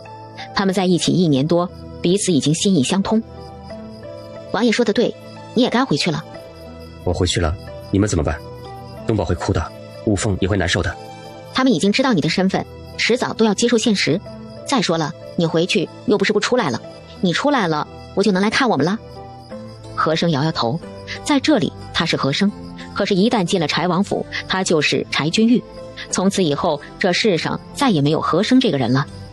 四凤，你不明白。我知道你想说什么，你放心，在你没有完全想起来之前，我们不走。和珅长出了一口气，是他担心的就是这些。他担心他回王府治病，四凤他们会悄无声息地离开京城，毕竟他们来的目的就是为他找寻家人。现在他的家已经找到了，依照四凤的性格，只会远远地离开。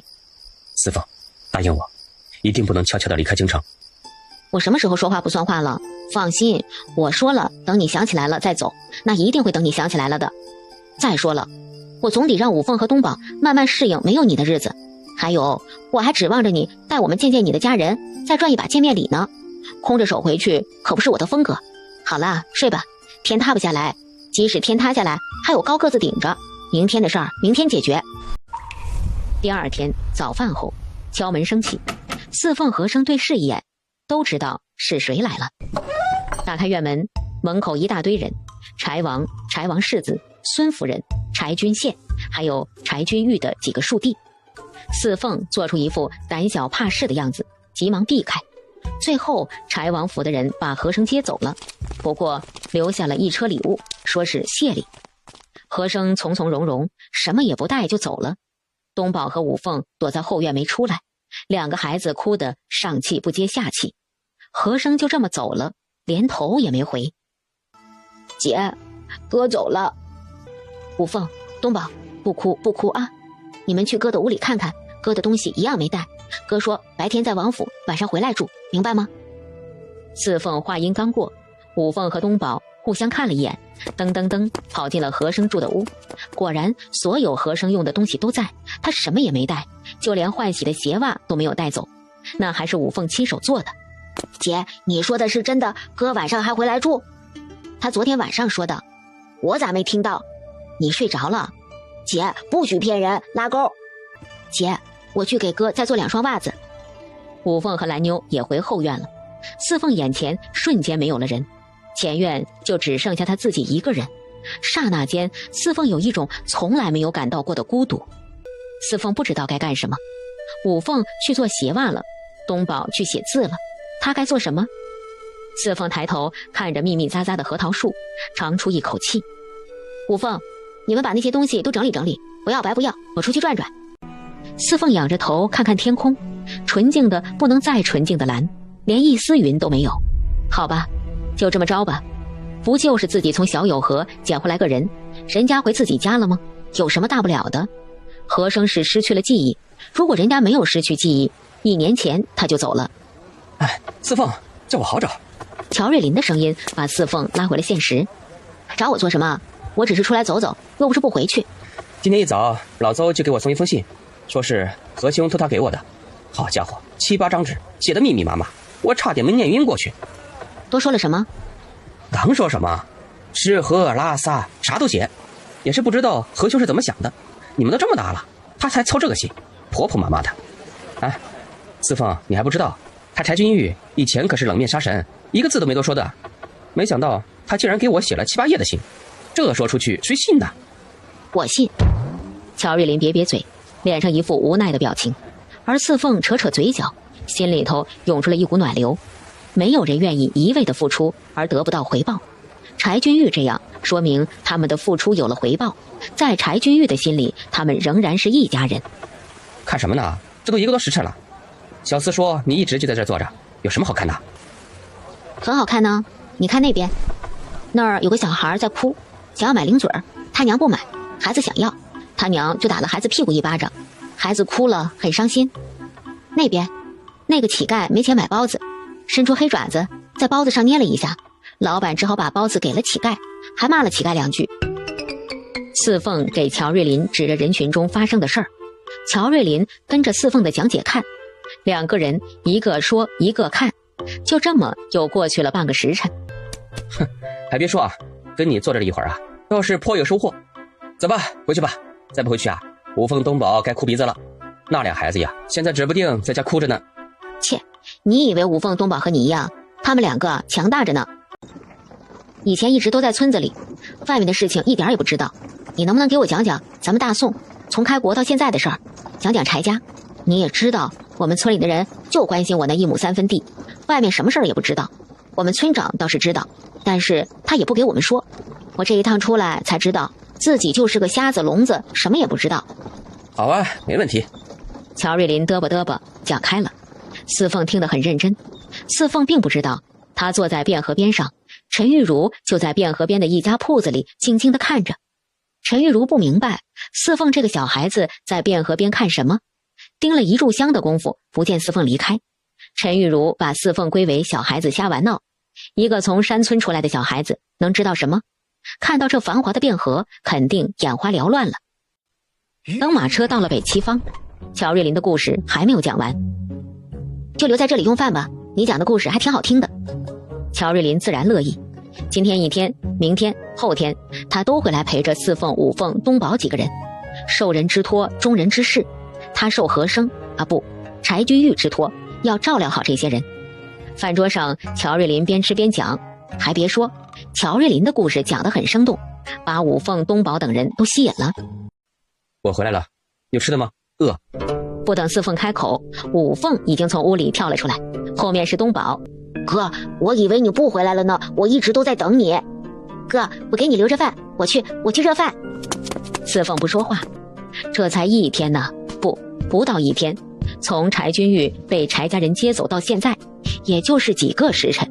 可是五凤和东宝已经备受煎熬。原来人和人的感情是这么的奇妙啊。香，还是家里的饭才香。五凤咯咯咯笑了，东宝也笑了，四凤唇角弯弯，无声的笑了。这一晚他们闹腾到很晚才睡。站在院子里，柴君玉看着四凤，一眼不错。这才分开几个时辰，他就如此想念，真不敢想，若四凤他们回到大名府，他该怎么办？回去还适应吗？我院子里的一切都很熟悉，我能找到你见我玩过的玩具，给东宝带回来几个。我还能找到我最喜欢看的书在哪个书架上，那里还是我熟悉的样子。可是……那就对了，那是你熟悉的地方，慢慢来，会想起来的。家里人对你怎么样？你已经知道了，家里那些人就是这样。偌大一个家，除了爷爷，真正关心我的人一个都没有了。那个家对于我来说，不如这里温馨踏实。四凤不知道该说什么，确实，从乔瑞林的口中，他已经知道了柴王府的一切。没办法，这就是事实。今天乔瑞林陪了我一整天，我去了汴河边，乔瑞林找到了我，乔瑞林给我讲了大宋立国到现在的事情。你没有胡说吧？乔瑞林他……原来柴君玉是担忧四凤再说出什么怪诞的言论，让乔瑞林起疑，这是他最担心的地方。没有，我又不是傻子。乔瑞林说，我听，我就是想知道这个大宋和我知道的大宋一样不一样。柴君玉松了一口气，只要四凤不胡说就好。你所知道的大宋就是这样子，这个大宋和你说的大宋有何不同？这不是一句话两句话能说得清楚的，等以后有机会了再给你慢慢说。今天回到柴王府，你也累了，早点休息吧，明天一早你还要回去。见四凤不愿意说，柴君玉没有再追问。不过柴君玉很懊恼，他应该在杨家岭的时候就给四凤说说外面的世界，也省得四凤问乔瑞林。乔瑞林又来了，他答应了陪伴四凤姐弟，自然不会食言。今天他要带四凤几个去戏园子看戏。乔瑞林带着几个人进了戏园子，台上那些戏子们咿咿呀呀唱得很好听，可是四凤一句也没有听懂，没办法，没有音乐细胞。好闺女，五凤、蓝妞看得小脸红扑扑的，东宝、春伢子学着武生动胳膊踢腿。马车哒哒哒回到北七方。乔公子，劳烦你的小厮去找邹掌柜，问问大铁箱子做好了没有，要是做好了，麻烦给我拿过来。四凤，你又要做什么呀？不告诉你，等做出来了你就知道了。大铁箱子是用马车拉来的，四凤拿来面、鸡蛋、糖，因为弄不好比例，只能一点一点来。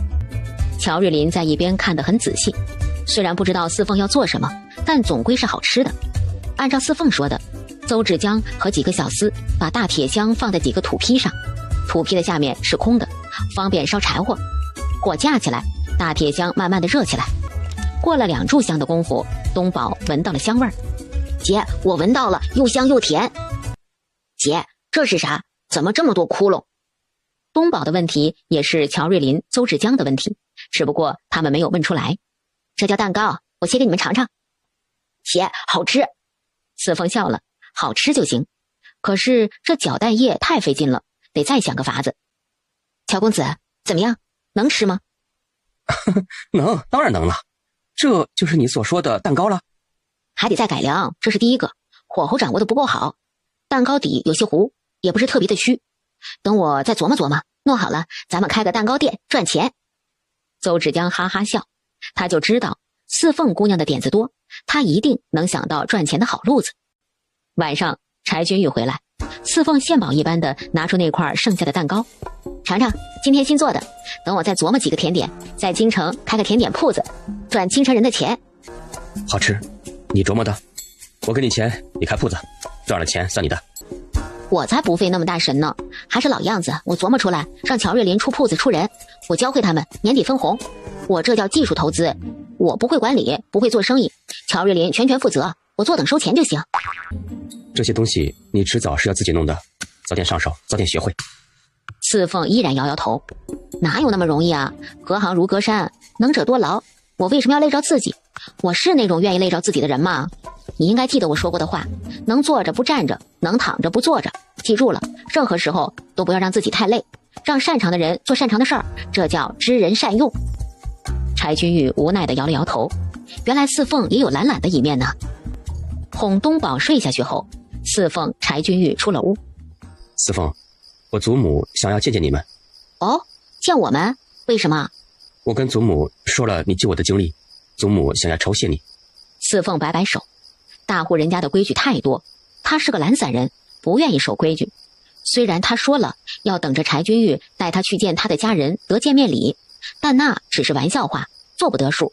去王府，那些人一个个都是贵人，什么品级，什么头衔，多得吓死人。哥，我不想去。我知道，可是祖母说了，你要是不去，她就会来这里。我想着你还是去一趟吧，毕竟咱们是晚辈。放心，我会一直陪着你，见一面咱们就出来，也省得他们乱叫舌根子。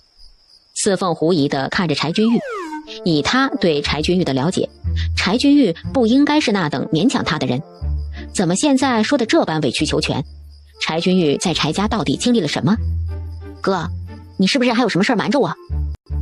柴君玉的脸有点发烧，他确实有些事情瞒着四凤，但是这时候不能宣之于口。他这般急切地想把四凤带到柴家人面前，无非就是一个目的，让柴家人适应四凤的存在，等四凤及笄之后，那件事就顺理成章了。柴君玉避过四凤的眼睛，换了话题。乔瑞林今天一整天都在这儿吗？是，吃了午饭才走，邹掌柜也在的。柴君玉不再说了，但把四凤带到王府的决心更盛。第3天晚上，等到很晚，柴君玉没来，五凤和东宝失望地去睡了。虽然四凤早就料到是这样的情况，但心里还是有些失望。这一天来得太快了，哪知天一亮，柴君玉回来了，面色苍白，像是大病一场。柴君玉什么也没说，脚步虚浮，脸色冰冷。同行的还有一个面目清秀的小厮，小厮一直扶着柴君玉。柴君玉这个样子可把五凤东宝心疼坏了。哥，你怎么样？还难受吗？你想吃什么，我去给你做。哥，你还要睡吗？给我念念书。四凤哦了一声，很自然地拿起一本书，坐在椅子上给柴君玉念书。只是书上繁体字很多，四凤读得磕磕绊绊，有些不认识的都以啥代替。屋外的雨墨听得直捂脸，这也叫读书啊？在四凤磕磕绊绊外加啥啥啥的读书声中，柴君玉睡了，眉宇间的痛苦慢慢的消散。四凤听着柴君玉均匀的呼吸声，才放下书，走到屋外。雨墨门神一样站在门外一动不动，见四凤出来，扑通给四凤跪下，咣咣咣给四凤磕了3个响头。你这是做什么？快起来！你怎么回事啊？咣咣咣，吓人一跳。感谢姑娘救了主子，姑娘是主子的救命恩人，也是雨墨的救命恩人呐，雨墨此生不忘。我救他跟你有什么关系？别等量代换，我救的是他，不是你。姑娘有所不知，雨墨和雨桐都是自小跟着主子的，雨桐还有小六、小七跟着主子去了北疆，可是他们再也没有回来了。主子失踪这1年多时间，雨墨向王爷请命去北疆去寻主子，可是王爷没有同意。王爷让雨墨守着主子的院子，说主子迟早会回来的，雨墨不能去北疆，只能守着主子的院子。姑娘救了雨墨的命，姑娘就是雨墨的恩人呐。四凤无语了，他知道古代的侍卫对自己的主子死心塌地，只是他穿越过来从来没有见到过，如今他见到了。可以和我说说哥在王府的事情吗？我想知道昨天到底出了什么事，只是针灸的问题吗？哥为什么看起来那么虚弱？雨墨看了一眼柴君玉的屋，欲言又止。没事儿，你说吧，这里没有外人，想必哥也对你说过了，什么事儿都可以对我们说。昨天王院派来给主子扎针，扎了36针，主子从头到脚都用了针。乖乖，36针，那还不得扎成了刺猬？然后呢？扎完了针，主子很疲惫，想睡一会儿。世子爷来了，说了一大堆主子的不是，说主子并不是失忆，而是故意不回来，主子失忆都是装出来的，归根结底，主子就是和世子爷不对付。后来王爷来了，把世子爷骂了一顿，这事儿才了了。四凤皱皱眉，柴王世子软弱无能，他知道，但是他没有想到柴王世子竟然如此讨厌柴君玉。王爷把世子轰走了，这件事不就完了吗？为什么哥看起来那么虚弱？还有什么事儿？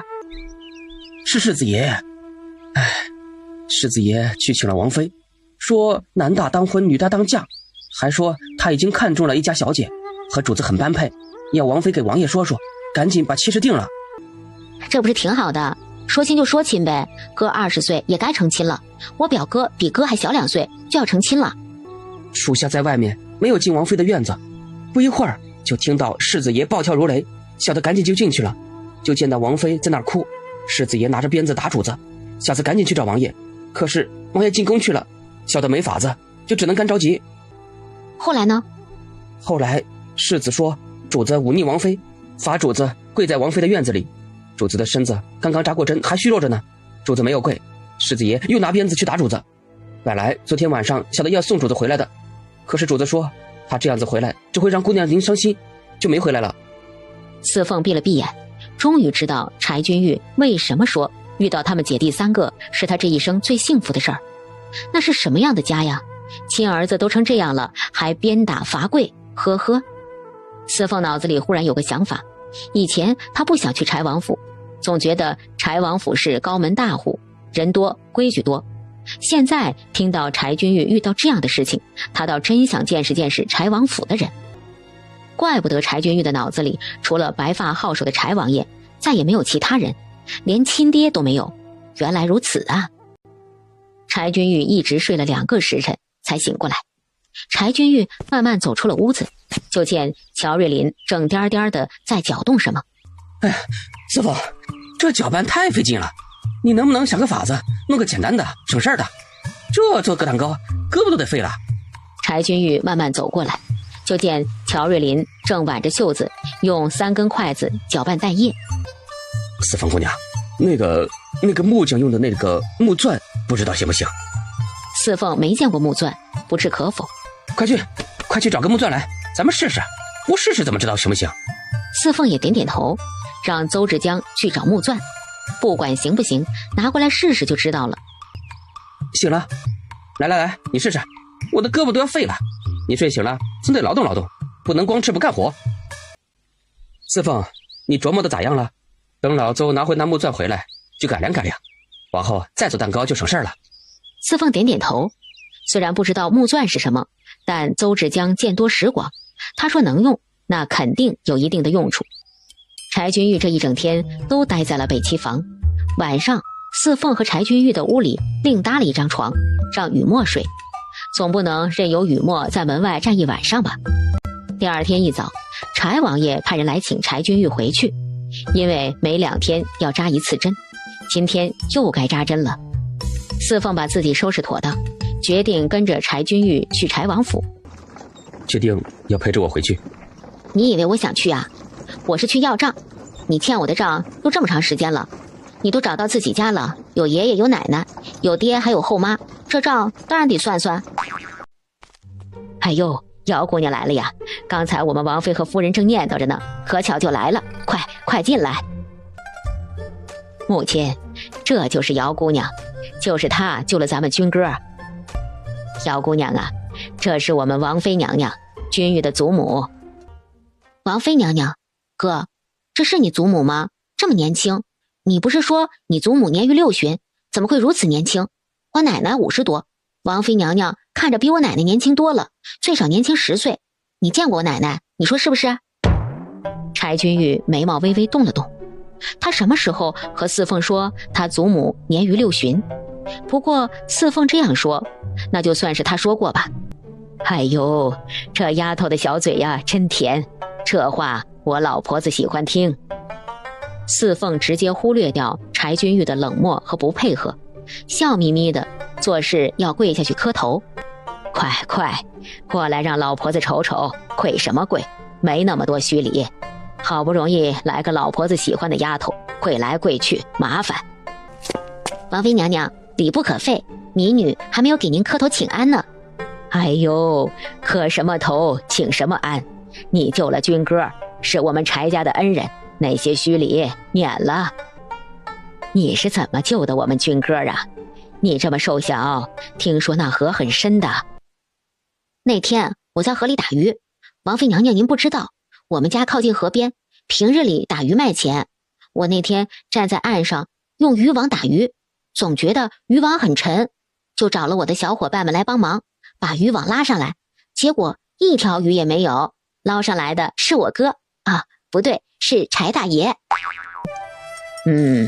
和老婆子想的差不多。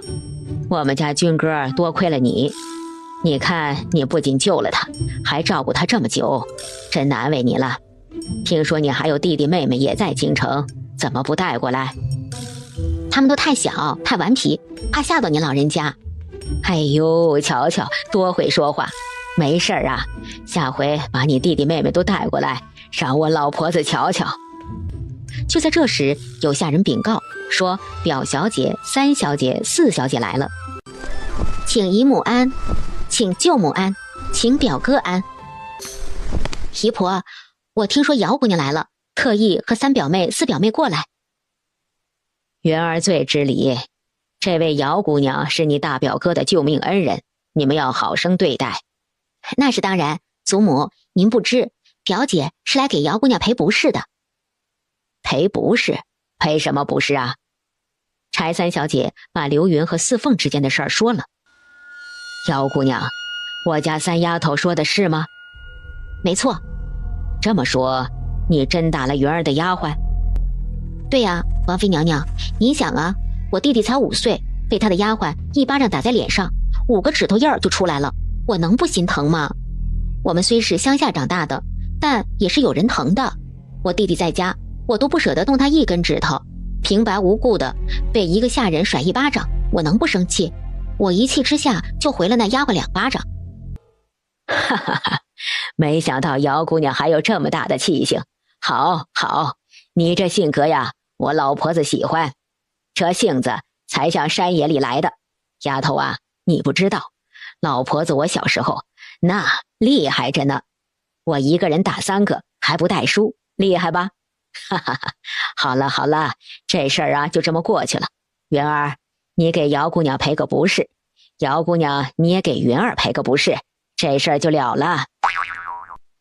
刘云和柴三小姐却有些愣怔，他们过来是想让姚四凤出丑。柴四小姐低眉顺眼的不动声色，不过她依然打量了四凤几下。王妃又拉着四凤说了会儿话，还赏赐了四凤不少东西。就在这时，雨墨过来喊柴君玉，说王院判来了，要给柴君玉扎针。四凤跟着柴君玉进了院子，一进院子，四凤明显的感觉到柴君玉的脚步轻松了很多。这就是我的院子，在我的院子里你可以随意。四凤忽然发现柴君玉说话很短，好像那嘴巴是借的或者租别人的，惜字如金，一个多余的字儿都不说。给东宝和五凤的，一会儿带走。这么多啊，全都要拿走？这是什么？短弓，适合东宝用。东宝一定会喜欢的。这是给我的？软剑，平日缠在腰间，在山上教你的剑法，用这个可以。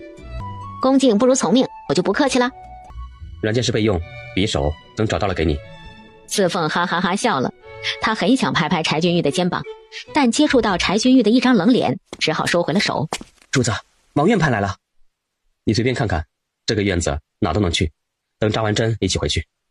柴君玉说的简单明了，干净利落，惜字如金。四凤直瘪嘴。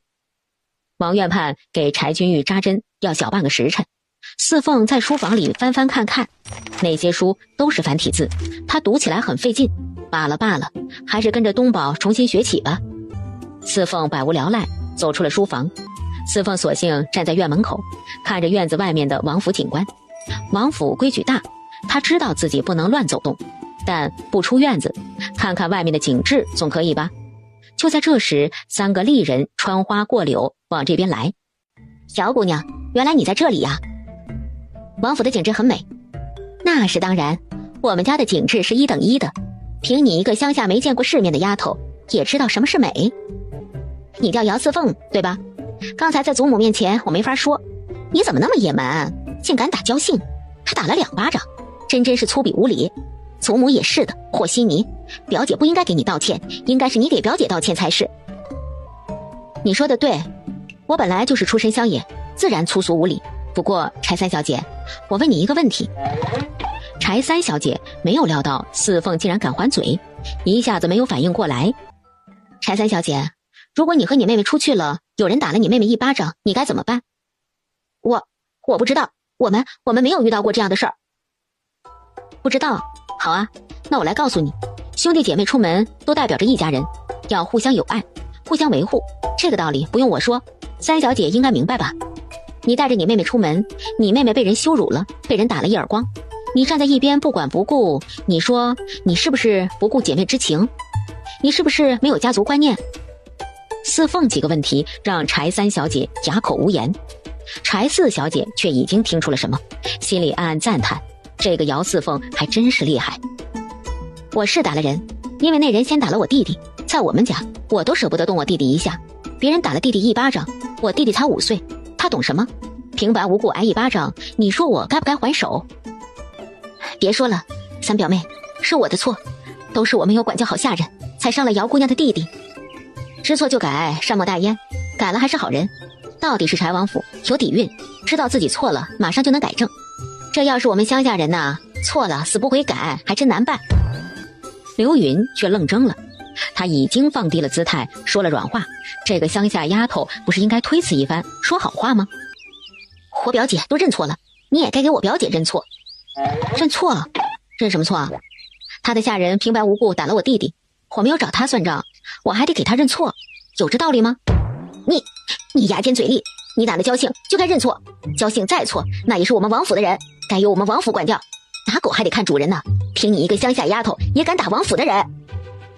柴三小姐单手叉腰，双眼圆瞪，一只手指着四凤，说四凤粗鄙不懂礼数，姚四凤来他们柴王府，把他们柴王府的地方都给弄脏了，一股子穷酸气。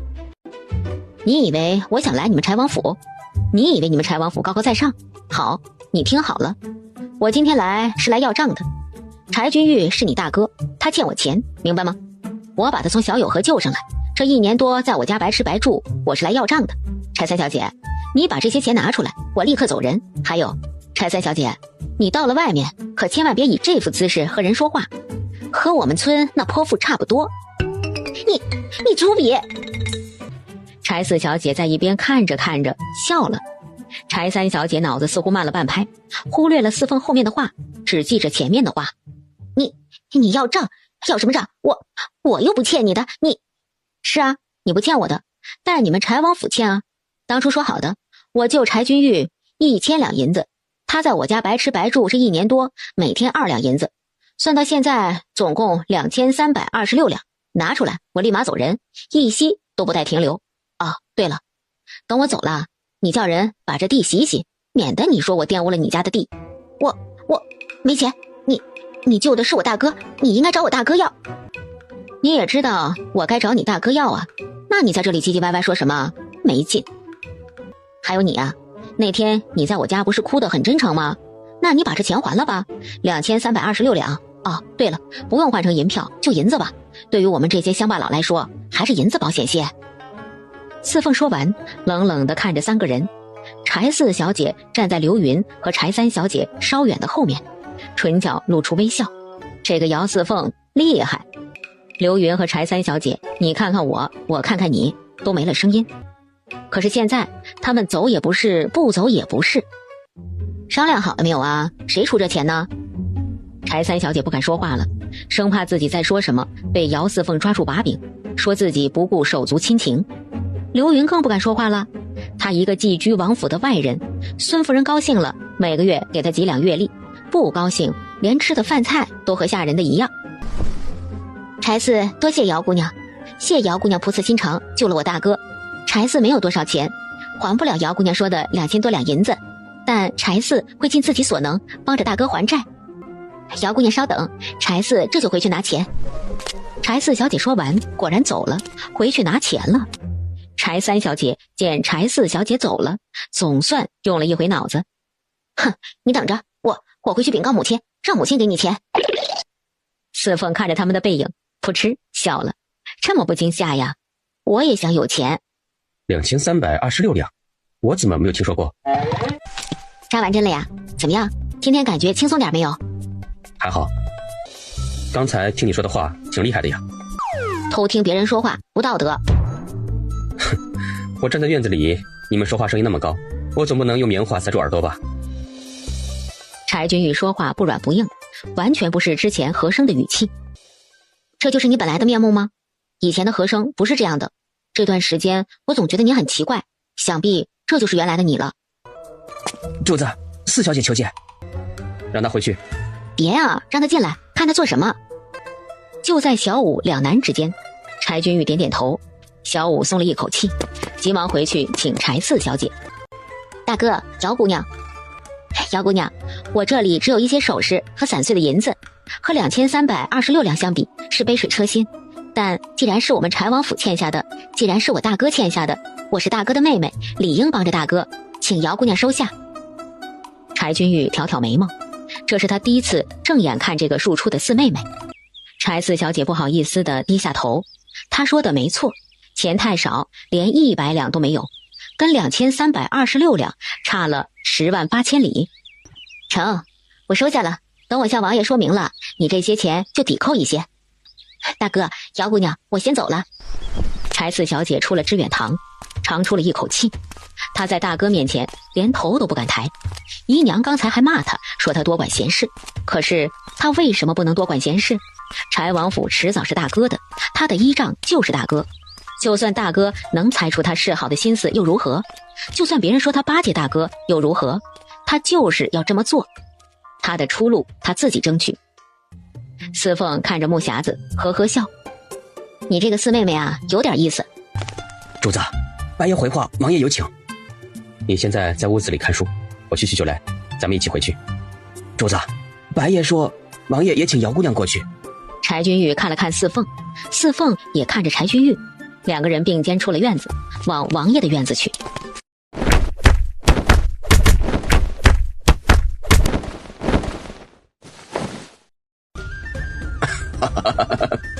老白，如何呀？王爷，你就是想试探我，总得先打个招呼吧？这位姑娘没有真气，全凭招数。她的招数有少主的招数，还有别的招数。少主的招数老白熟悉，别的招数没有见过。不过老白能看得出来，适合近身搏斗。如果这位姑娘有真气，能在白毛手底下走20招。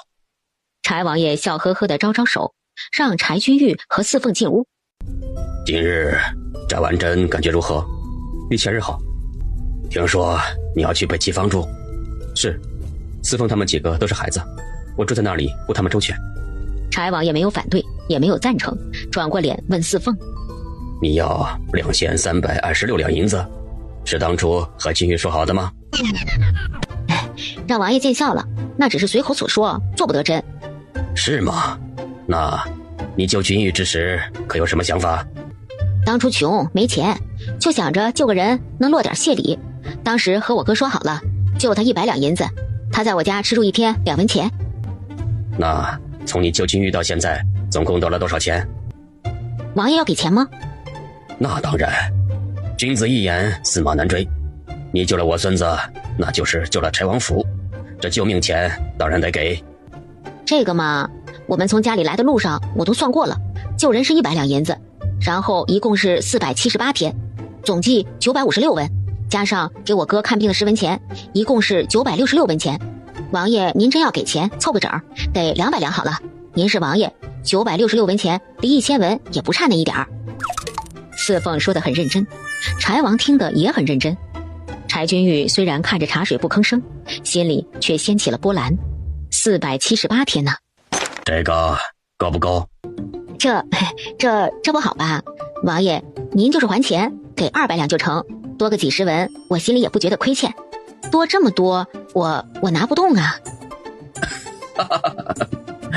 这可不像是你的风格呀，在北齐坊你可不是这样，现在怎么扭捏了呢？让我做甚？你要钱爷爷给你，没有错。可是太多了，我没法找回去。钱多多益善，不是你说的，再多的钱也不会摇手。爷爷给的拿着吧。那我可拿了啊，我是拿走了，我拿走，你们可不能再要回去。毛主席说过，给过别人的东西是不能要回去的。看着四凤慢慢试探，慢慢拿银票的样，柴王爷再次爆发出笑声。四凤把银票拿在手中，看了又看，叠好了放回自己的袖中，长出一口气，踏实了，钱到自己手中就踏实了。柴王爷走到桌案前，一伸手揭开黑布。四凤眼睛眯了眯，这是沙盘，上面用沙子和土堆成山峦，有些地方还做了标记。哥，快看，江城在这儿，小有河在这儿，按照这样堆，杨家岭在这儿，咱们家呀就在这里。你怎么确定那里就是杨家岭？沙盘上只标注了大名府，连青阳城都没有，你确定吗？确定。你看，咱们从杨家岭坐船过小有河到镇上，从镇上出发向南偏西方向，这种方位认知法我教过你，你用我教你的方法试试，从京都逆向寻找，看和我说的一致不一致。柴君玉用四凤教他的辨认法，从京师开始逆着向大名府找寻，从大名府倒推，果然找到了杨家岭，和四凤说的一点不差。四凤笑了，哥，我的方法怎么样？好用吧？我告诉你，柴君玉忽然微微缩了缩眼睛，四凤愣怔一下，猛地看到柴君玉眼里的警告，顿时明白了，他光顾着高兴露馅儿了。柴君玉生怕柴王爷又问其他的，借口自己刚扎完针很累，想回去休息。柴王爷摆摆手，让柴君玉四凤回去。老白送柴君玉四凤出了柴王爷的书房后才转回来。柴王爷在沙盘前发愣，老白也站在沙盘前，学着柴君玉的样，从京师开始逆着往大名府找寻他们说的杨家岭，但是老白始终不得其解。怎么样，看出什么来了？其一，此女伶牙俐齿，牙尖嘴利，表小姐和三小姐根本不是她的对手，骂人不带脏字，表小姐和三小姐落了下风。其二，此女应该是军中之人，她身上虽然带着山野气息，但她出手招数直达要害，没有虚招，这应该是实战才有的招数，且她站得挺直，不是一般女孩子的站姿。再有，她看到沙盘两眼放光，一个山野女孩从来没有出过门，怎么会对沙盘感兴趣呢？她和少主说那个什么方位法，如果属下猜的没错，这应该是军中常用的方法，只是不知道这丫头是从哪儿学到的，又是哪种军中用法。她的身世查了，没有任何纰漏，出身山野，家境贫寒，没读过书，没上过学，却识文断字，聪慧机密，父死母改嫁，她依然能够养育好弟弟妹妹。老白，你没见过吴凤和东宝，那两个孩子无论教养还是容貌，都比咱们王府的人强啊。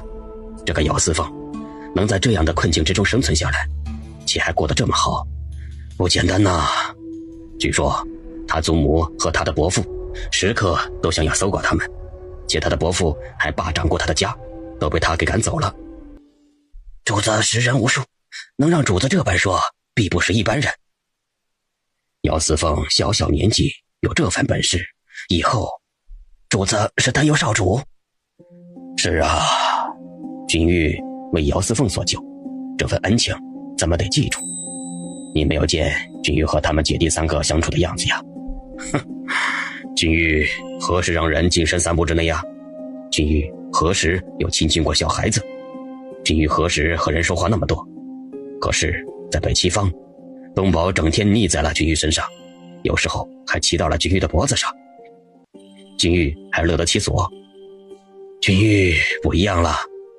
是的，属下也看出来少主和以前不一样，尤其是少主对这位姚四凤姑娘。刚才属下和姚姑娘对招，少主很紧张，似乎生怕属下伤到了姚姑娘。柴王沉吟不语，他在担心柴君玉。姚四凤出身山野，为什么有这一身本领？老白说姚四凤是军中人，从打探来的消息看，姚四凤家里没有人从军，但他身上有军人的气质，这怎么解释？柴王脸色微沉，姚四凤不能在君玉身边，如果姚四凤安生生回去，他可以放他一马，留他一命；如果姚四凤执意要待在京城，那么他只好不客气了。哥，我今天是不是露馅了？爷爷和白爷只怕已经看出来了，沙盘就是试探，白爷和你对招也是试探。伸头是一刀，缩头还是一刀，没什么大不了的。柴君玉微微睁开眼，瞟了四凤一眼，这个丫头什么时候能不这样盲目的乐观呢？她千方百计想要遮掩，想要瞒住，这丫头一得意忘形就露馅了。你先回去，我回去找爷爷。四凤何等聪慧，马上就知道柴君玉回去做什么。这么严重吗？难道他们会把我……不许胡说，不许胡想，我会和爷爷好好谈谈的，好好在家待着。看着柴君玉急匆匆地往回走的背影，有些不安。刚才他露馅了，怎么柴王会认为他是异类，把他杀了吧？什么狗屁年代，看别人不顺眼就要把别人杀了，还有没有天理？哼，他偏不死，他偏要好好活着，活得惊天动地，他奶奶的！大不了他回去就带上五凤东宝他们离开京城。哼，什么破京城，打量他很想待在这儿吗？柴君玉直奔柴王书房。柴王见柴君玉去而复返，和老白对视一眼，并不说话。爷爷，请放过四凤。柴王不吭声，他刚起了杀心，他的孙子就来求情了。好，很好。爷爷和白爷想必已经怀疑四凤的来历了，孙儿不敢隐瞒。四凤虽然出身山野，但她有着一场奇特的经历。大约前年秋天，她上山拾柴火，落下悬崖。等她醒过来，姚四凤的原身已经死亡，醒过来的是异世的四凤。你说什么？四凤的灵魂来自于异世，她曾经是一名军人，所以她教了孙儿方位辨识法。她还教了孙儿其他的，都是我朝没有的，也是我军中缺乏的。之前的整治吃空饷策略，里面大部分都是姚四凤的想法。柴王和老白对视一眼，都从对方的眼里看出了惊异。他们没有想到柴君玉会坦白相告，更没有想到这个看着不起眼的山村小丫头竟然会有这么大能耐。他来自哪儿？他还会什么？他都对你做了什么？爷爷，请听孙儿细说。柴君玉把四凤救他之后的事情无一遗漏地说完。柴王半天没有出声。在柴君玉的讲述中，四凤非但没有对柴君玉做过什么，还一力维护君玉。这么说，还是姚四凤提议让你来京城寻亲的？是，虽然前段时间经常会想起一些片段，这些片段大多与京城有关。四凤怀疑孙儿的家就在京城，所以就决定和孙儿一起来京城寻找。照你这么说，姚四凤虽然来自于异世，但是他对你一点伤害都没有，且还有功。是，孙儿的命是他救的。试想，如果姚四凤不是来自于异世，他根本就不可能想到要养家糊口，根本就不会去小友河捕鱼。即使是他捕了鱼，但又不会求水，也是救不了孙儿的。所以对于孙儿来说，正是因为姚四凤是来自于异世，所以孙儿才能够被姚四凤所救，所以孙儿才能够活下来。否则孙儿此刻怕只是一缕孤魂了。柴君玉说话的声音低沉中带着一点点的悲怆。如果他说服不了爷爷，四凤危矣。柴王的书房很静，只有3个人的呼吸。柴君玉的心都提到了嗓子眼儿，他必须说服爷爷，必须让爷爷相信四凤对他只有益没有害。哥，你可回来了，姐说了要回家，正在收拾东西呢。四凤，你做什么？回家。没你想的那般严重，你不敢正视我，说明你没有说服柴王爷。我的来历你知道，他们也试探出来了。按照这里人保守的思想，对我这类人应该视为艺术。既然是艺术，那就只有死路一条。我好不容易又活了一回，不想死。四凤，不，你不会死。你要是死了，我陪你。傻话，我说了我不想死。我死了，五凤和东宝怎么办？就东院那些人，他俩一点活路都没有，所以我不能死，我还得好好活着。哥，看在我救你一场，看在咱们在西院一起过那么长时间的份上，你放我们走，咱们两不相干。我离开京城，远远的离开你，不妨碍你，柴王爷就不会对我起杀心，是不是？我们现在就离开京城，回杨家岭，今生今世我们都不会来京城，不会和你有什么瓜葛，成不成？四凤，不是这样的，不是你想的那样。爷爷他……哥，在你爷爷和我们中间，你选择谁？柴君玉艰难地深吸一口气，他的心好痛啊。回答不了是不是？我没有要怪你的意思。不，其实我有一点点怪你的意思。你知道我是什么人，知道我的追求是什么，可是柴王不知道。在他的眼里，我这样的人，不管是对你还是对大宋，都是个祸害。不管我救你，对你多好，在他的眼里，我都是别有用心。所以站在他的立场，我这样的人非杀不可。但是我不愿意死，我必定会反抗。虽然我力量薄弱，但是再薄弱我也有力量。人在保命的时候会无所不用其极，我担心到时候我会利用你，那样我们之间就失去了最初。哥，别再拦我，我不想你为难，我也不想自己为难。五凤，你们在家等着，我去找乔瑞林弄马车，咱们马上回家。柴君玉失魂落魄地走出屋子，看着四凤跑出了家门。这一刻，柴君玉突然极其厌恶自己的身份，厌恶自己的家族，厌恶自己姓柴。四凤到了酒楼找邹芷江，没想到邹芷江没在，乔安怀也不在。二掌柜说，乔掌柜、邹掌柜一早和公子一起去南城外办事儿了，大概今晚会很晚才回来。四凤懊恼地跺脚，无奈只好回家。他倒是想自己雇马车回去，但是这么多东西，万一雇的马车不安全，车夫半道上起了歪心思，自己带着弟弟妹妹来妞春伢子，跑都跑不利索，还得等邹芷江。五凤、东宝、蓝妞、春伢子都不明白四凤这是怎么了，怎么好好的说回去就回去。但他们素来信服四凤，四凤既然说要回去，那肯定有必须回去的理由，所以他们的东西都打包好了，就等着马车了。这会儿见四凤垂头丧气回来，都不知所措。柴君玉睁着血红的双眼，看着前面不远处的一处简陋的房子。师傅，师傅，怎么办？那是法空大师闭关的地方。老白说法空大师后日出关，他现在来这里有何用？师傅还没有出关，师傅不出关，谁还能帮他？阿弥陀佛，君干儿。师傅，师傅，君玉求救。为师刚刚出关，你是来迎接为师的。来来来，陪为师喝杯茶。师傅，您不是后日才出关，为何？出关闭关皆随心。何为出关？何为闭关？只不过是俗人的说法而已。在老衲心中，闭关即出关，出关即闭关。法空大师的这番话让柴君玉听着心静，隐约明白一些道理，却没有完全的明白。君哥儿，这1年多过得可好？可心安？回师傅的话，心安、心静、心坦荡。汝能心安很好，汝心安处便是汝家。师傅，求您说服爷爷不要杀四凤。无妨无妨，明日君哥儿把姚施主请过来，老衲想见见姚施主。好，可是四凤今天就要走了。冥冥之中自有定数，你心安便是。君哥儿，说说你这1年多的经历。柴君玉慢慢讲述了自己这1年多的经历，讲他在杨家岭，讲他陪着四凤做糟鱼，讲他和四凤一起去县城，一起去府城，一起在府城端了人贩子的老窝，讲他们在李家的打斗，讲他们一起来京城。柴君玉不知道法空大师到底在想什么，听他说了这么多，为什么没有一点说法？明天让四凤来做什么？柴君玉无奈地打马回到北七方，他生害怕等待他的是空空如也的院子。可是等他回到家，看到五凤、东宝、蓝妞、春伢子，柴君玉悬着的一颗心放了下去。还好没有走。五凤，你起呢？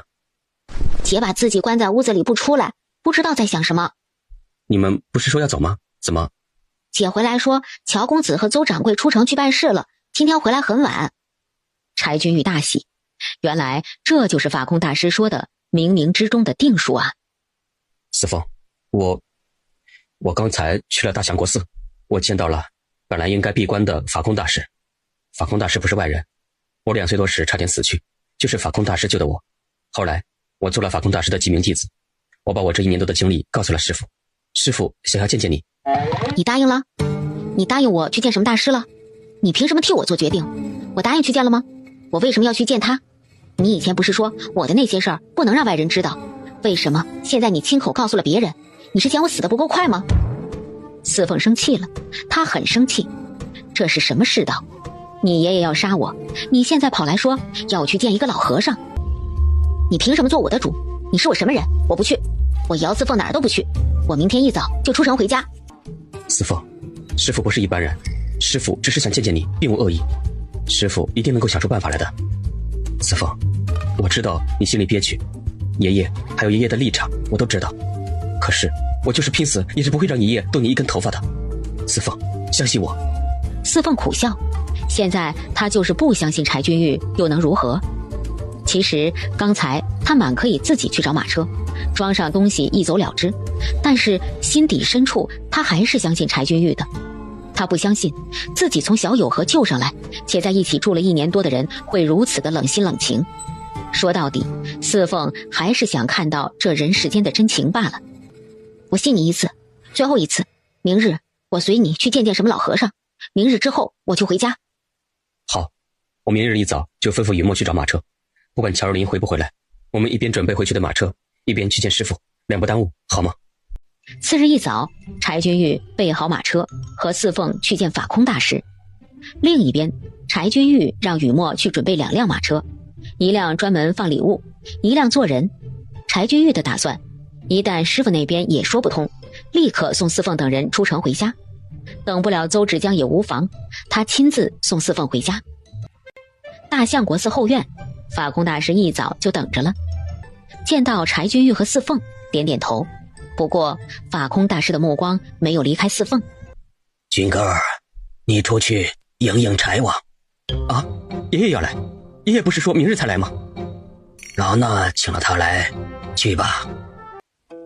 姚施主请喝茶。多谢大师。姚施主救了君哥儿，老衲谢过。不客气，柴王爷已经付了救命钱，2清了。姚施主不用担心，君哥儿昨天已经与老衲说了，今日请姚施主和柴王过来，就是为了化解你们之间的误会。大师说笑了，民女与柴王爷一个天上一个地下，谈何误会？姚施主到了此地，人生地不熟，知己没有，故交没有，一切从头开始，偏又遇到了父死母改嫁，恶祖母先伯父，求生不易啊。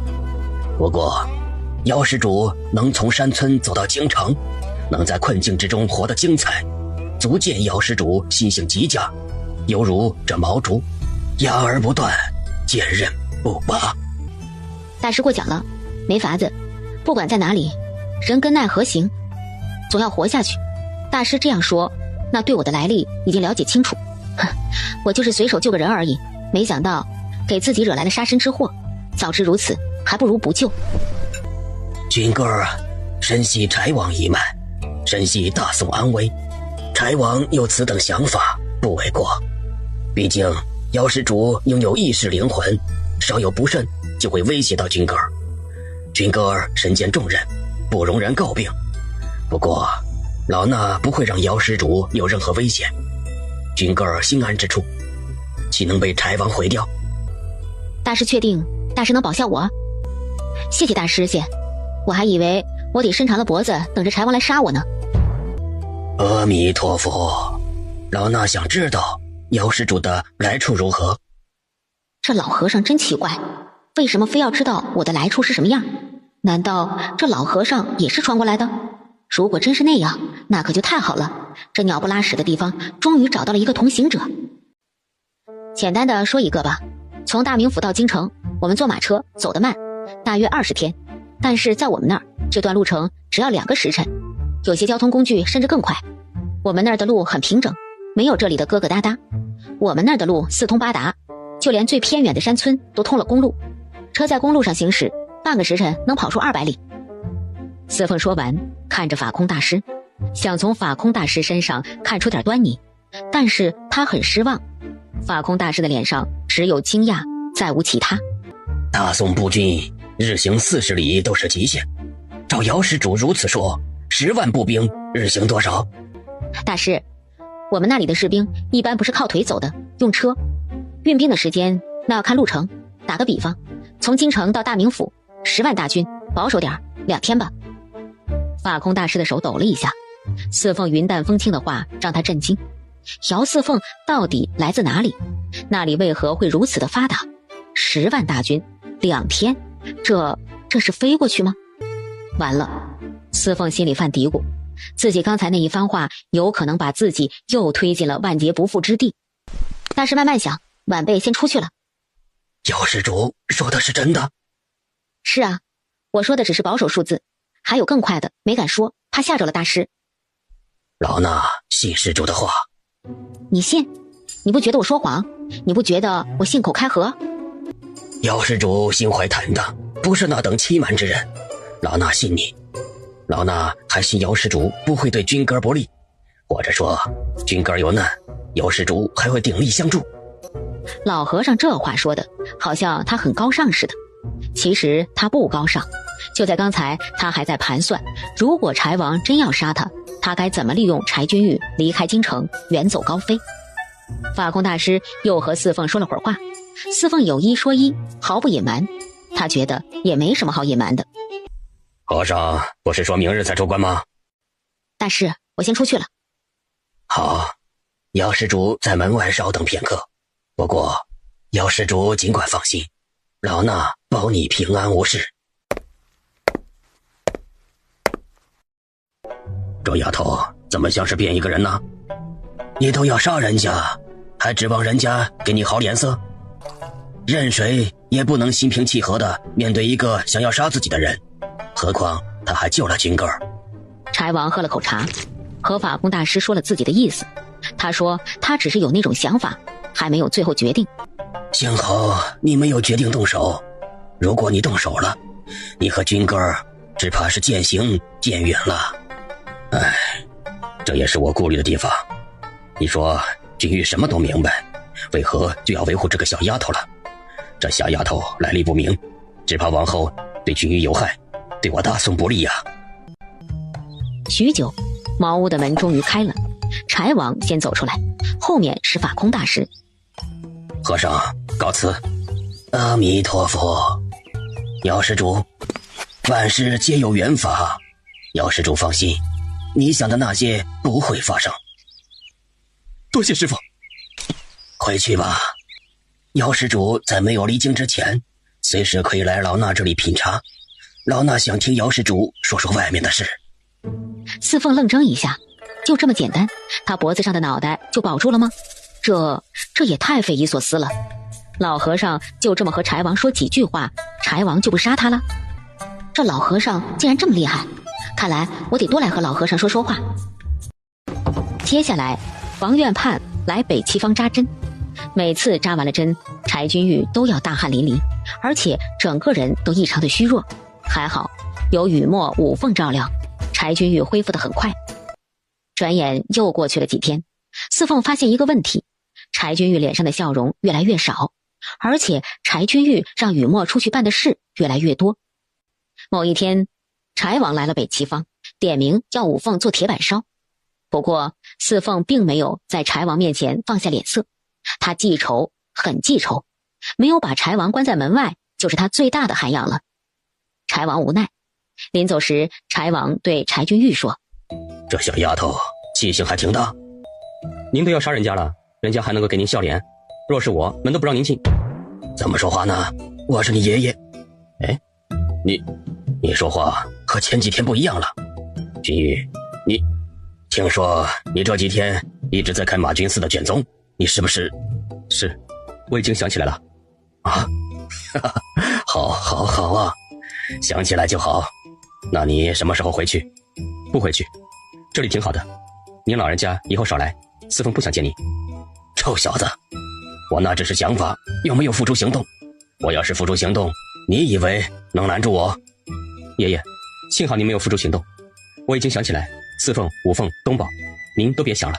以后您少来，您慢走，我走。臭小子，你竟敢！唉，爸。东宝很失落，他觉得哥哥姐姐都有自己的事儿，就他和春伢子无所事事。虽然按照哥哥的要求，又是练武又是读书认字，但是他总是闷闷不乐。这天，四凤去大相国寺，五凤和蓝妞做针线，王院判来给柴君玉扎针。东宝和春伢子百无聊赖，两个人一合计就溜了出去。王院判给柴君玉扎完了针，离开。柴君玉走出屋，活动了一下身体，去了后院，转了一圈，四凤还没有回来。五凤和蓝妞在做针线活，看模样是在给他做袜子。柴君玉心里暖暖的。东宝呢？怎么不见他？刚才和春伢子还在这儿，不在前院吗？五凤这句话让柴君玉皱眉。前院只有雨墨，没有东宝和春伢子。柴君玉急忙跑到院门口，雨墨见柴君玉脸色不好，急忙问道：主子，有事？刚才你送王判院时，门是关着的还是插着门栓的？是关着的，没有插门栓。柴君玉拉开门就往街上跑，雨墨、五凤、来妞跟着也跑了出来。从北七方出来到主街还有一小段胡同路，柴君玉在路上看到了2个没有吃完的糖人。柴君玉只觉得脑子嗡的一声，差点要摔倒。东宝和春芽子不见了。柴君玉立即吩咐雨墨回王府找白爷，让白爷出动王府的暗卫找东宝和春芽子。柴君玉拿着2个没有吃完的糖人，腿有点软。那一刻他发誓，若被他抓住，他定然让那人碎尸万段。柴王听说东宝不见了，顿觉事情不简单。当下京城很多人都知道柴君玉住在北七方。柴君玉有几个异姓弟弟妹妹，他们与柴君玉有恩，自然与柴王府也有恩。敢对东宝下手，看来是冲着柴王府来的。那还了得！柴王一声令下，白爷率领暗卫营的暗卫倾巢出动，瞬间遍布京城的大街小巷。当暗卫紧锣密鼓找寻东宝和春芽子的时候，陈玉茹坐马车从城外回来，她的马车里坐着2个孩子，正是东宝和春芽子。北七方，柴君玉闭着双眼等候暗卫们的消息。五凤忍着不敢哭出声，来牛已经昏死过去几次。就在所有人都焦急，就在柴君玉坐不住要亲自去找寻的时候，院门被推开了。哥！柴君玉这才反应过来，大步走过来，一把抱住东宝，久久没有出声。谁让你们独自出去的？东宝屁股疼，柴君玉用了力气。东宝虽然觉得屁股疼，但一点也不难过，抹着眼泪边哭边说：没人理我和春芽子，哥哥整天不说话，就知道看书，姐姐也忙不着家，吴姐和蓝妞姐要做针线活，没人陪我们玩，我和春芽子就想去买个糖人，我俩买完糖人就回来了，不料……柴君玉知道了，他这几天很忙，一直都在忙着查看马思君的材料。四凤也是，不是上街采买东西，就是去大相国寺。五凤和蓝妞忙着做针线活，他们都忽略了2个小孩子。对不起，哥以后每天都陪着你，哥就是去马君司也带着你，不会再不管你了。哥打的疼吗？东宝摇摇头。东宝！四凤冲进院子，他眼里只有东宝。四凤一把把东宝拉过来，从上到下仔仔细细捏了一个遍，除了东宝的头发有点乱以外，其他没有伤害。春芽子，有没有哪里不舒服啊？春芽子摇摇头。四凤腿一软，一屁股坐到了地上，张着大嘴，大口大口的出气。东宝，东宝，你要把人吓死不成？姐，以后我再也不乱跑了。四凤搂着东宝，失而复得的那种喜悦，失而复得的那种感动，劫后重生的那种庆幸，在此时不言而喻。哥，你怎么找到东宝的？在哪里找到的？是什么人抓的东宝和春芽子？四凤一连串的问题把柴君玉问住了。东宝是自己回来，是那位小姐救了我们。姚姑娘，令弟没有大碍，我就放心了。柴公子，姚姑娘，告辞。多谢陈小姐。敢问陈小姐在哪见过我弟弟的？陈玉茹注意到柴君玉称呼东宝为我弟弟，心里暗暗记下。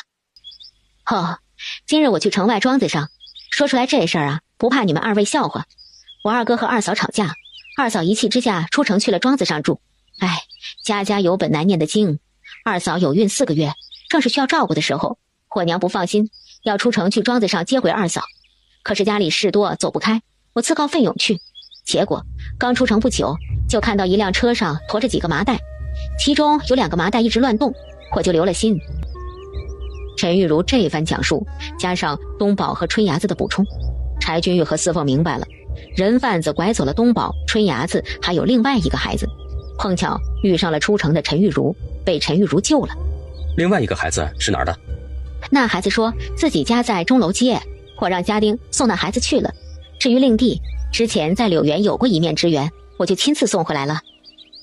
多谢陈小姐。多谢陈小姐。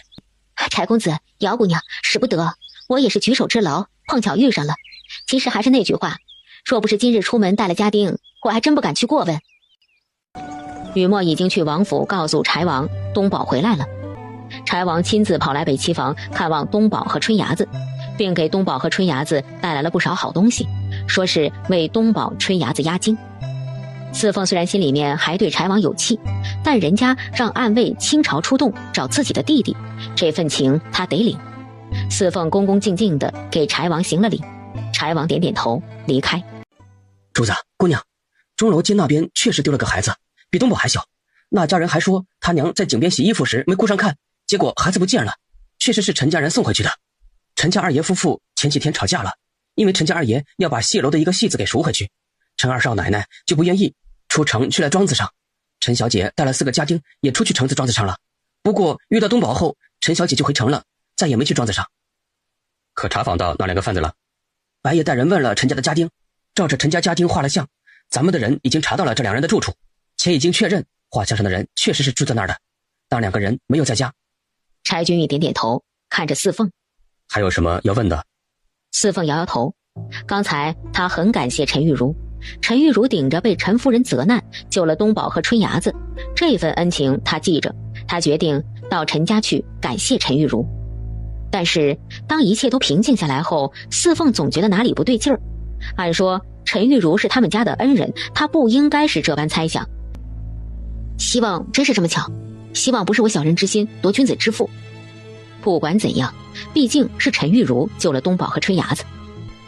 这世上的事并没有什么巧合，若非要往巧合上说，那就是人为制造的巧合了。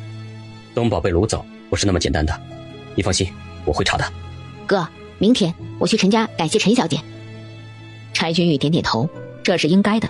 他们怀疑陈玉茹是一回事，但陈玉茹毕竟在众目睽睽之下把东宝送回来了。四凤要是不走这一趟说不过去。本来柴君玉应该去，但是柴家和陈家代表着不同的阵营。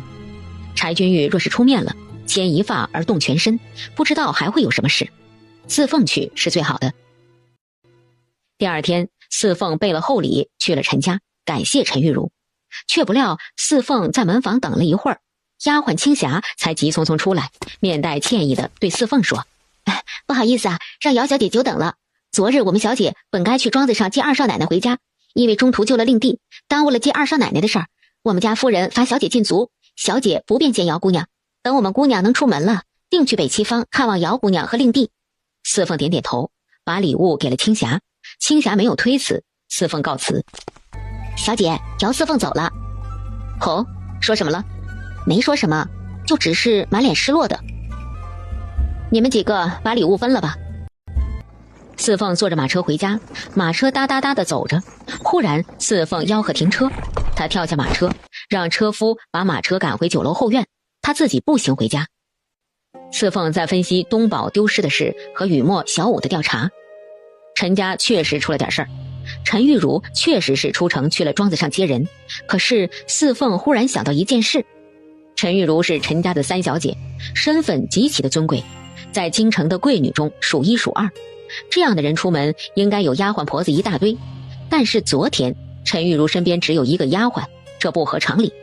其二，陈玉茹去的庄子是出西门走官道，一直走将近5里才下官道，拐子拐了小孩，定然会选择最为隐蔽的地方。如果当天就要运出城，那当然是选择最隐蔽的路。所以四凤想不通，拐子是傻子吗？拐了孩子大摇大摆用驮车运出城，而且走官道。四凤索性坐在路边的一个树下，捡起地上的树枝，有一下没一下的在地上戳戳画画，画了半天，戳了半天。四凤忽然扔下树枝，大步往家里走。一回到家，四凤气喘吁吁叫来雨墨，让雨墨去酒楼借2辆马车。四凤让雨墨赶车从北期房往西城门走，一直走到陈玉茹说的他遇见东宝的地方，让雨墨记录时间。柴君玉闻言上了马车。四凤和柴君玉约好，2炷香后2辆马车同时出发，从不同的方向奔向同一个目的。四凤的马车到的时候，雨墨和柴君玉已经到了一小会儿。四凤，你是不是想说时间？四凤点点头，对，就是时间。按照他和柴君玉2辆马车到达地点的时间，如果不是陈玉茹的马车早到，早早等候在这里，陈玉茹根本不会碰上2个拐子。哥，还有个疑问，拐子有那么傻吗？拐走3个孩子装在麻袋里，还有2个麻袋在车上乱动，你觉得可能吗？柴君玉剑眉微拧，他一直都认为东宝的丢失可能是他的对手，没想到四凤想的是陈玉茹，怪不得昨天四凤一直眉头紧皱。他知道四凤的意思，东宝这场丢失案，四凤怀疑是陈玉茹设计的。上回在柳园，四凤初次骑马就惊马，乔瑞林查了几天，最后所有的疑点都指向当时离四凤最近的陈玉茹的马车身上，但他们没有证据，惊马一事不了了之。如果是陈玉茹，他为什么要这么做？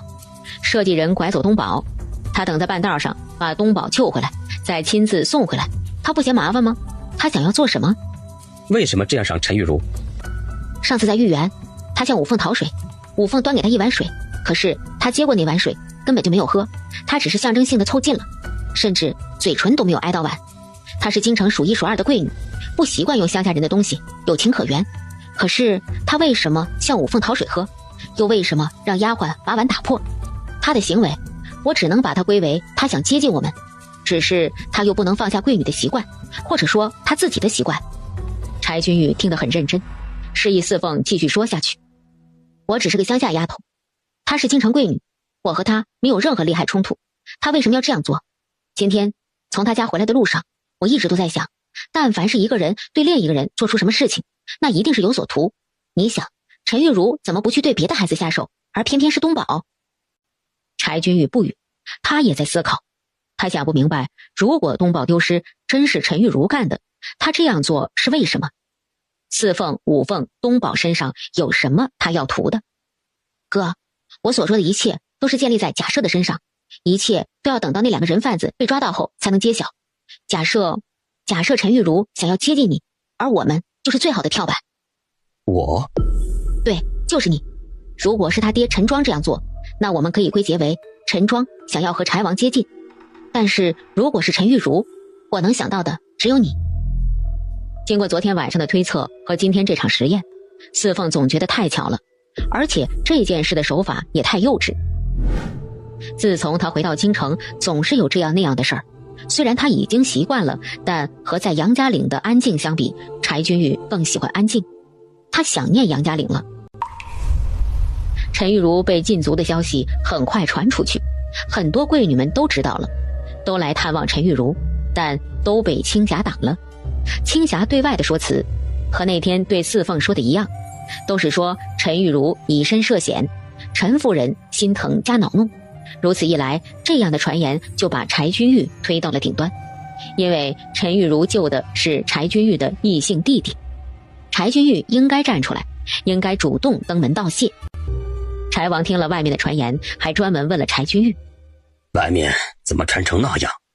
陈庄那老狐狸到底想做什么？爷爷别管，东宝被陈小姐所救，四凤已经登门道谢了。哦，四凤去过了。好啊。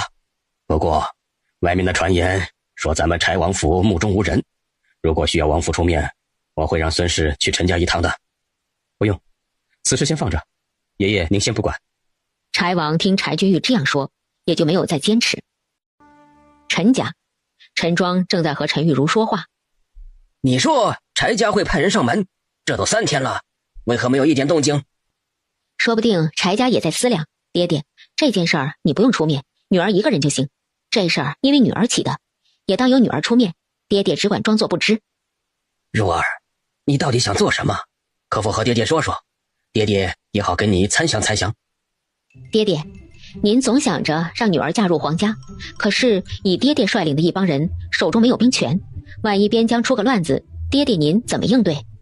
爹爹一直想扶持一位王爷，之所以一直没有决定扶持哪一位，不就是因为这些王爷要么是文人，要么是个武人，没有一个二者兼有的。女儿这次碰巧救了那孩子，这就是契机。不管柴王府出面不出面，这份情柴王府必须得领。柴王府欠咱们家一个人情，不说让柴王府听您的话，您扶持哪位王爷时，柴王府不和爹爹对着干，这就是咱们最大的胜利。陈庄听柴玉茹这样说，点点头。这个女儿没有白养，这脑子确实聪慧，见识也可以。好，为父就听你的。四凤在盘算着回家的日子。四凤算了算，决定再过几天就启程回家。反正柴君玉的记忆已经恢复了，就算是北疆之行的记忆还没有回来，那也不要紧，说不定哪天忽然就回来了。他把回家的决定跟柴君玉说了之后，柴君玉久久没有出声。尽管知道四凤一定会带着五凤东宝回杨家岭，尽管知道这一天迟早会来临，但柴君玉还是自欺欺人，故意忽略，从来不提。现在四凤提出来，柴君玉再也不能装作不知。我担心再晚，万一遇到下雪，道路泥泞，路不好走。柴君玉想说，下雪了那就留下来，但是这句话他没有说出口。四凤他们在京城已经2个多月，也该回去了。随着他回马军司，随着他越来越忙，在家里的时间会越来越少。东宝失踪那1-2个时辰，他第一个怀疑是有人想用东宝拿捏要挟自己。四凤他们现在对于他来说是软肋，致命的软肋。好，你这几天规整一些东西，看看还缺什么少什么，让雨墨去购置。四凤没有想到柴君玉这么好说话，自己一说回家，柴君玉就同意了。他以为柴君玉会挽留，四凤心里头有那么一点点小失落。不过他是个豁达的人，也能想到柴君玉为什么会这么痛快地答应。五凤看着他姐傻笑，忍不住问：姐，你笑啥呢？我笑咱们像暴发户。什么是暴发户？就是一觉醒来忽然很有钱的那种人。五凤和蓝妞看着林林总总的大箱子，不觉都笑了。东宝这几天也很开心，哥哥姐姐都在家里陪着他玩，而且他们马上就要回家了。陈玉茹一直都在等四凤再次去陈家，但是等到第5天的时候，还是没有等到四凤。青霞打听回来的消息，四凤一直都在家里，连门都没有出。不仅四凤没有出门，柴君玉也没有出门。这5天去北七房的人不少，有柴王，有宁王，有梁侯世子，还有胡勇、李泽远、江承勋。这些人都是柴君玉的死党。另外，青山酒楼的东家乔瑞林连着去了3天，每天去了都是用了午饭才走。小姐，奴婢觉得柴家也太不通情理了，坊间都传成那样了，他们连一点动静都没有。奴婢奉小姐之命去找刘小姐，刘小姐说孙夫人在王妃面前说了这事儿，王妃说柴家应该感谢陈家，但是不知道为什么孙夫人没有来。陈玉茹抬眼看着窗外院子里的花花草草，脸上带着淡淡的微笑，可是眼睛里却没有一点温度。她不来我可以去啊，你去收拾一下，咱们去北七房。前几日姚姑娘去看望我，不巧我正在禁足之中，没有接待姚姑娘，今日特来赔礼道歉，顺便看望东宝。四凤不在家，她去大相国寺见法空大师了，要离开京城回杨家岭，理应和法空大师告别。五凤请陈玉茹进后院，陈玉茹见院子里放的箱子，不觉诧异，这是做什么？搬去王府吗？其实你们在这里住虽然清静，但到底不如在王府安全，搬过去也好。你姐姐呢？姐姐去大相国寺了，说是去见法空大师。陈玉茹心中一惊，法空大师？姚四凤竟然能直接见到法空大师？这小丫头哪里入了法空大师的眼？法空大师啊，那可是得道高僧，你姐姐很得法空大师喜欢吗？不知道，我没去过。得道高僧是什么样的？是不是就像我们镇上的那老和尚，胡子这么长，眉毛这么长？五凤比比划划，陈玉茹淡笑，没有给五凤解释。就你们在家吗？柴公子呢？哦，我哥在前院看书，我哥看书的时候，我们都在后院玩，不打搅我哥。陈玉茹觉得心烦，和五凤这个小丫头说话没意思。柴君玉也不出来，他救的可是柴君玉的异姓弟弟，不管怎样，柴君玉也该出来见他一见。陈玉茹的话题有一搭没一搭的往柴君玉的身上拐，他问五凤他们在杨家岭过的什么日子，问柴君玉在杨家岭都做什么，问他们怎么住。陈玉茹问的极其隐晦精巧，五凤是个善良没有心眼的孩子，顺着陈玉茹的话，一股脑的就把他们在杨家岭的情况说了。陈玉茹在后院坐了一会儿，站起身说想看看东宝打拳，因为他救东宝那天，东宝说自己会打拳。东宝很开心的给陈玉茹演示，陈玉茹眼风扫过青霞，依旧看东宝打拳。东宝打得正起劲儿呢，忽然腿窝一疼，哎呦，扑通跪倒在地。哎呀，东宝弟弟，你怎么了？快起来，没事吧？武凤赶紧过来扶起东宝，练得好好的，怎么就跪倒了？一定是你没有练到位，教科知道又要说你偷懒。我没偷懒，我练得好好的，哥都说我练得好，不信你问问哥。东宝的小脸红扑扑的，很生气，他还要继续打拳，却被陈玉茹制止了。东宝，如果以前你打拳都是好好的，那么现在这情景可能就是身子不舒服，要不我带你去看大夫吧，我们家的大夫看病可好了。我没病。东宝着急的为自己辩解，他没事儿，真没事儿。东宝刚扎起马步，又打了几拳，忽然腿窝又是一阵疼，再次扑通跪倒在地。这下武凤知道不对劲儿了，急忙扶起东宝。春芽子已经快速跑去前院喊柴君玉了。柴君玉很快过来。东宝，怎么回事？柴君玉蹲在东宝的面前，双手摸着东宝的双腿，在2个膝盖处摸了2遍，又摸了摸腿窝。疼吗？不疼，就是刚才扎马步的时候疼一下，现在已经不疼了。柴君玉又按了一会儿，东宝还是摇头说不疼。柴君玉皱眉，东宝练功夫一直都是好好的，没听说哪里不对劲儿啊。柴公子，东宝这样需要得找大夫瞧瞧，别看是小事儿，一旦成了大事儿。柴君玉皱眉，陈玉茹这话说的不是没有道理。若是不嫌弃，我们家的周大夫倒是个医术好的，不如我让人回去请周大夫过来一趟。青霞，你不必了，我这就带东宝去找王院判。听柴君玉说要带东宝去找王院判，陈玉茹不说话了。太医院的院判，那是给皇上看病的人，无人敢质疑。柴公子，那天姚姑娘去我们家，不巧我正在禁足，没有见到姚姑娘，今日特来拜会，向姚姑娘赔礼。姚姑娘不在，玉茹就给柴公子赔礼了。不必，我没去陈家，去陈家的是四凤，这会儿四凤很快就会回来。陈小姐不妨在这等一会儿。武凤，我带东宝出去一下，春芽子跟上。陈玉茹微笑着看着柴君玉伟岸的背影，眼睛眯了眯，很快又收回目光。柴君玉带着东宝、春芽子刚出胡同口，就见四凤的马车回来了。四凤和柴君玉说了几句话，柴君玉拉着东宝、春芽子上了马车，四凤步行回家。四凤决定正面和陈玉茹试探一次，她要探探这位京城数一数二的贵女到底想要做什么。陈小姐，不好意思啊，我去了大相国寺，因为要回家，先去和法公大师告别。我弟弟妹妹没有慢待陈小姐吧？武凤妹妹很好，我很喜欢。姚姑娘想必也知道，我在我们家最小，没有弟弟妹妹。其实我非常希望自己能有个弟弟妹妹。四凤点点头，淡淡笑笑。这话她要是相信了，那她可能就真成傻子了。我与姚姑娘一见如故，不如你我姐妹相称。我虚长你几岁，四凤妹妹以后就唤我姐姐吧。来了，开始套近乎了。难道古代的贵女真是这样套近乎的？难道前世看的那些穿越小说写的都是真的？这么快就开始姐姐妹妹相称了？四凤妹妹每天事儿多，不如让五凤妹妹去我们家住2天。我实在是喜欢五凤妹妹的性格，恬静知书达理，我娘也会喜欢的。陈小姐能这般抬举我们姐妹，是我们姐妹的荣幸，但我们只是粗鄙的山村丫头，不敢和尊贵的陈小姐称姐妹，恐堕了陈小姐的身份。陈小姐能因为柳园的一面之缘救我弟弟，已经是对我们最大的恩赐了。姚四凤再次感谢陈小姐。四凤妹妹说什么话呀？不说东宝是你弟弟，就算是陌生人见到也会出手相救的，那件事快别提了。怎么能不提？陈小姐救了东宝，那就是救了我和五凤，没有了东宝，我们五凤也不活了。陈小姐就是我们姚家姐妹的救命恩人。五凤，过来，好好的给陈小姐行礼，一定要记住陈小姐的救命之恩。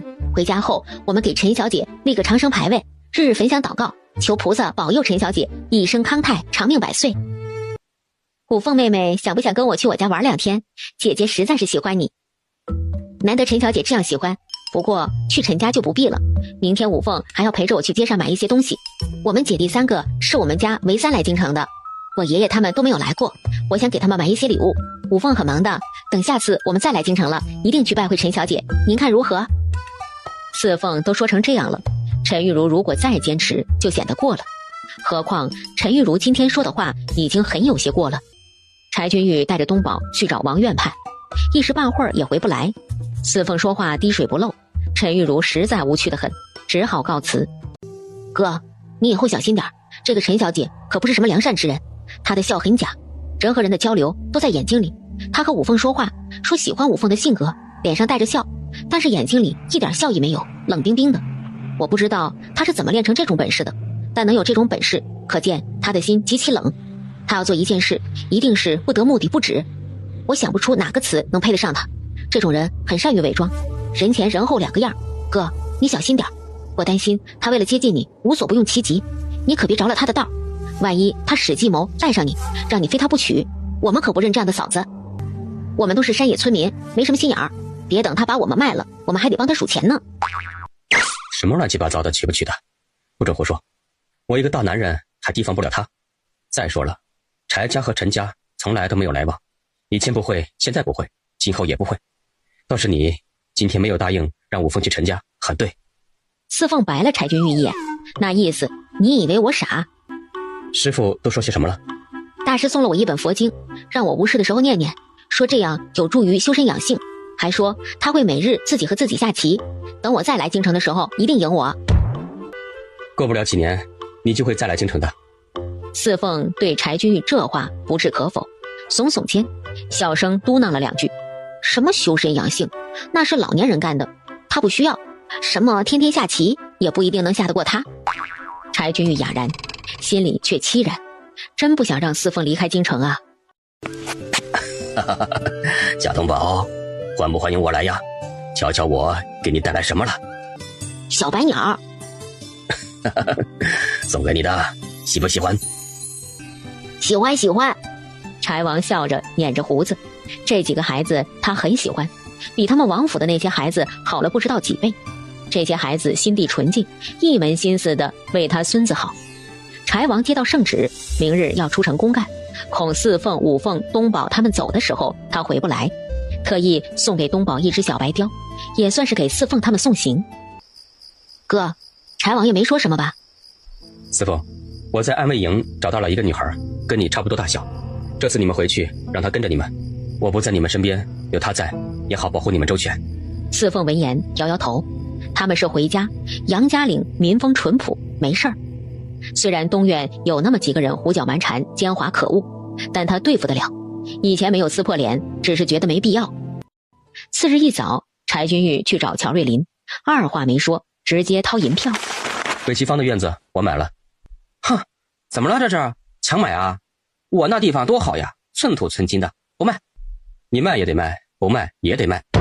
乔瑞林也就是开玩笑，他知道柴君玉是不舍得四凤他们住过的地方被别人栽住了，北齐坊的小院有四凤他们的气息。你跟着回去，四凤他们安然到家了，你再回来。路上要是出了什么事，我回你试问。哎，凭什么？你是他们的哥哥，你不送他们回去，反倒还让我送回去，我不去。真不回去？哎，算了，懒得和你这个冷面杀神计较。我回去，不过咱可把话说清楚了啊。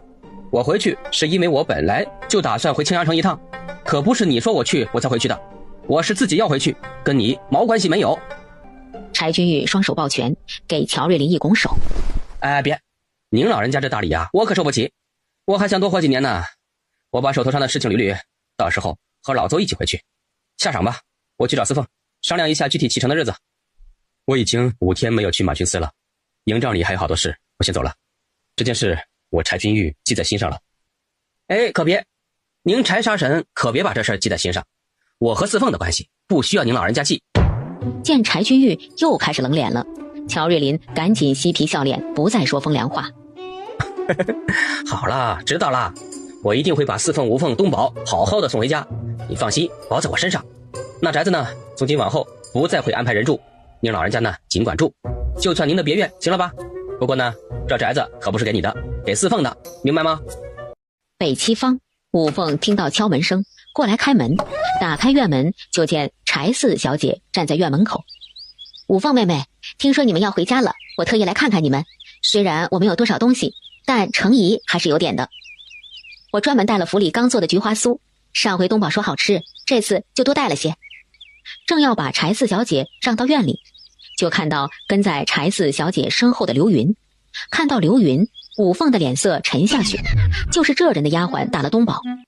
对不住啊，因为要回家了，一直都在整理东西，后院比较乱，四小姐就将就，咱们在这儿坐会儿吧，我去喊我姐姐来。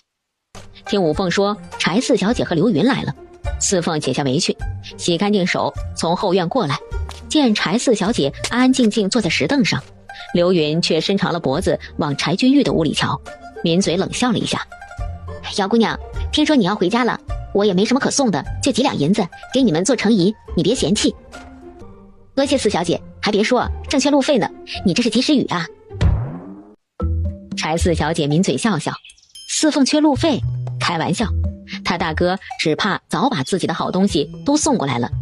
但四凤这样说，却凸显了四凤的欢喜，让柴四小姐心里很温暖。上回那个甜点很好吃，我不会做什么好吃的，特意做了这个帕子送你们。这是你和五凤妹妹、蓝妞姑娘的手帕，这是给东宝弟弟和春芽子的笔袋，绣得不好，四凤姑娘别嫌弃。一看就知道四小姐的绣工是顶级的，我连针线都不会。五凤、蓝妞，快来看看四小姐送你们的礼物。五凤、蓝妞、东宝、春芽子应声过来，各自拿着帕子和笔袋，都很开心。东宝和春芽子还比谁的笔袋大，谁的笔袋小。柴四小姐很开心，自己送出去的礼物能得到别人的喜欢，实在是一件开心的事。见四凤不和刘云说话，柴四小姐只好打圆场。表姐听说你们要走了，说过来看看你们。四凤点点头，表示知道了。她能体谅柴四小姐的难处，遇到刘云这样橡皮糖一样的人，你还真拿他没办法。姚姑娘，对不起，都是我的错，是我看到四表妹过来，自作主张跟了过来。我是想郑重的给你道歉，给你弟弟道歉。那天在王府，你不是已经道过歉了吗？那天，刘云涨红了脸，说不出话来。柴君玉现在住在北七房，根本不回王府。他想见柴君玉，想接近柴君玉都不能。不接近柴君玉，可怎么留在王府？还怎么嫁给柴君玉？四凤妹妹，你这院子真好，清静。四凤冷笑，这是想做什么？夸夸他院子好，想住进来吗？刘小姐既然喜欢这院子，那就搬过来呀。反正我们也要回家了，后院正好空了出来，你住正好。不过这院子是乔六公子的，估计你得付租金。乔六公子是个生意人，不怎么好说话。刘小姐要不要住？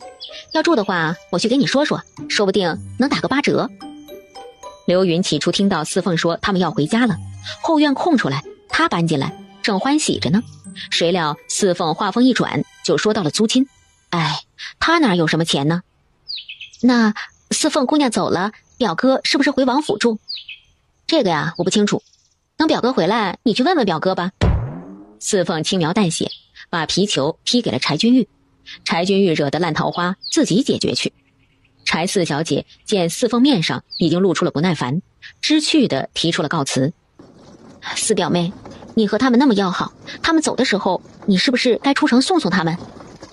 应该去送，可是刚才问了他们到底哪一天走，算了，反正今天已经算是送行了，再说吧。那可不行，你和姚姑娘交好，她在京城也没有什么好朋友，你去送了也好让她心里舒服些。哎，因为交姓的事儿，姚姑娘看到我就厌烦，我该怎么求得姚姑娘原谅啊？刘云说着，眼泪又下来了。柴四小姐皱皱眉，她真是无语了，整天哭哭啼啼的，一天哭上几十回。她还真佩服刘云，那眼泪跟海一样，想要多少就有多少。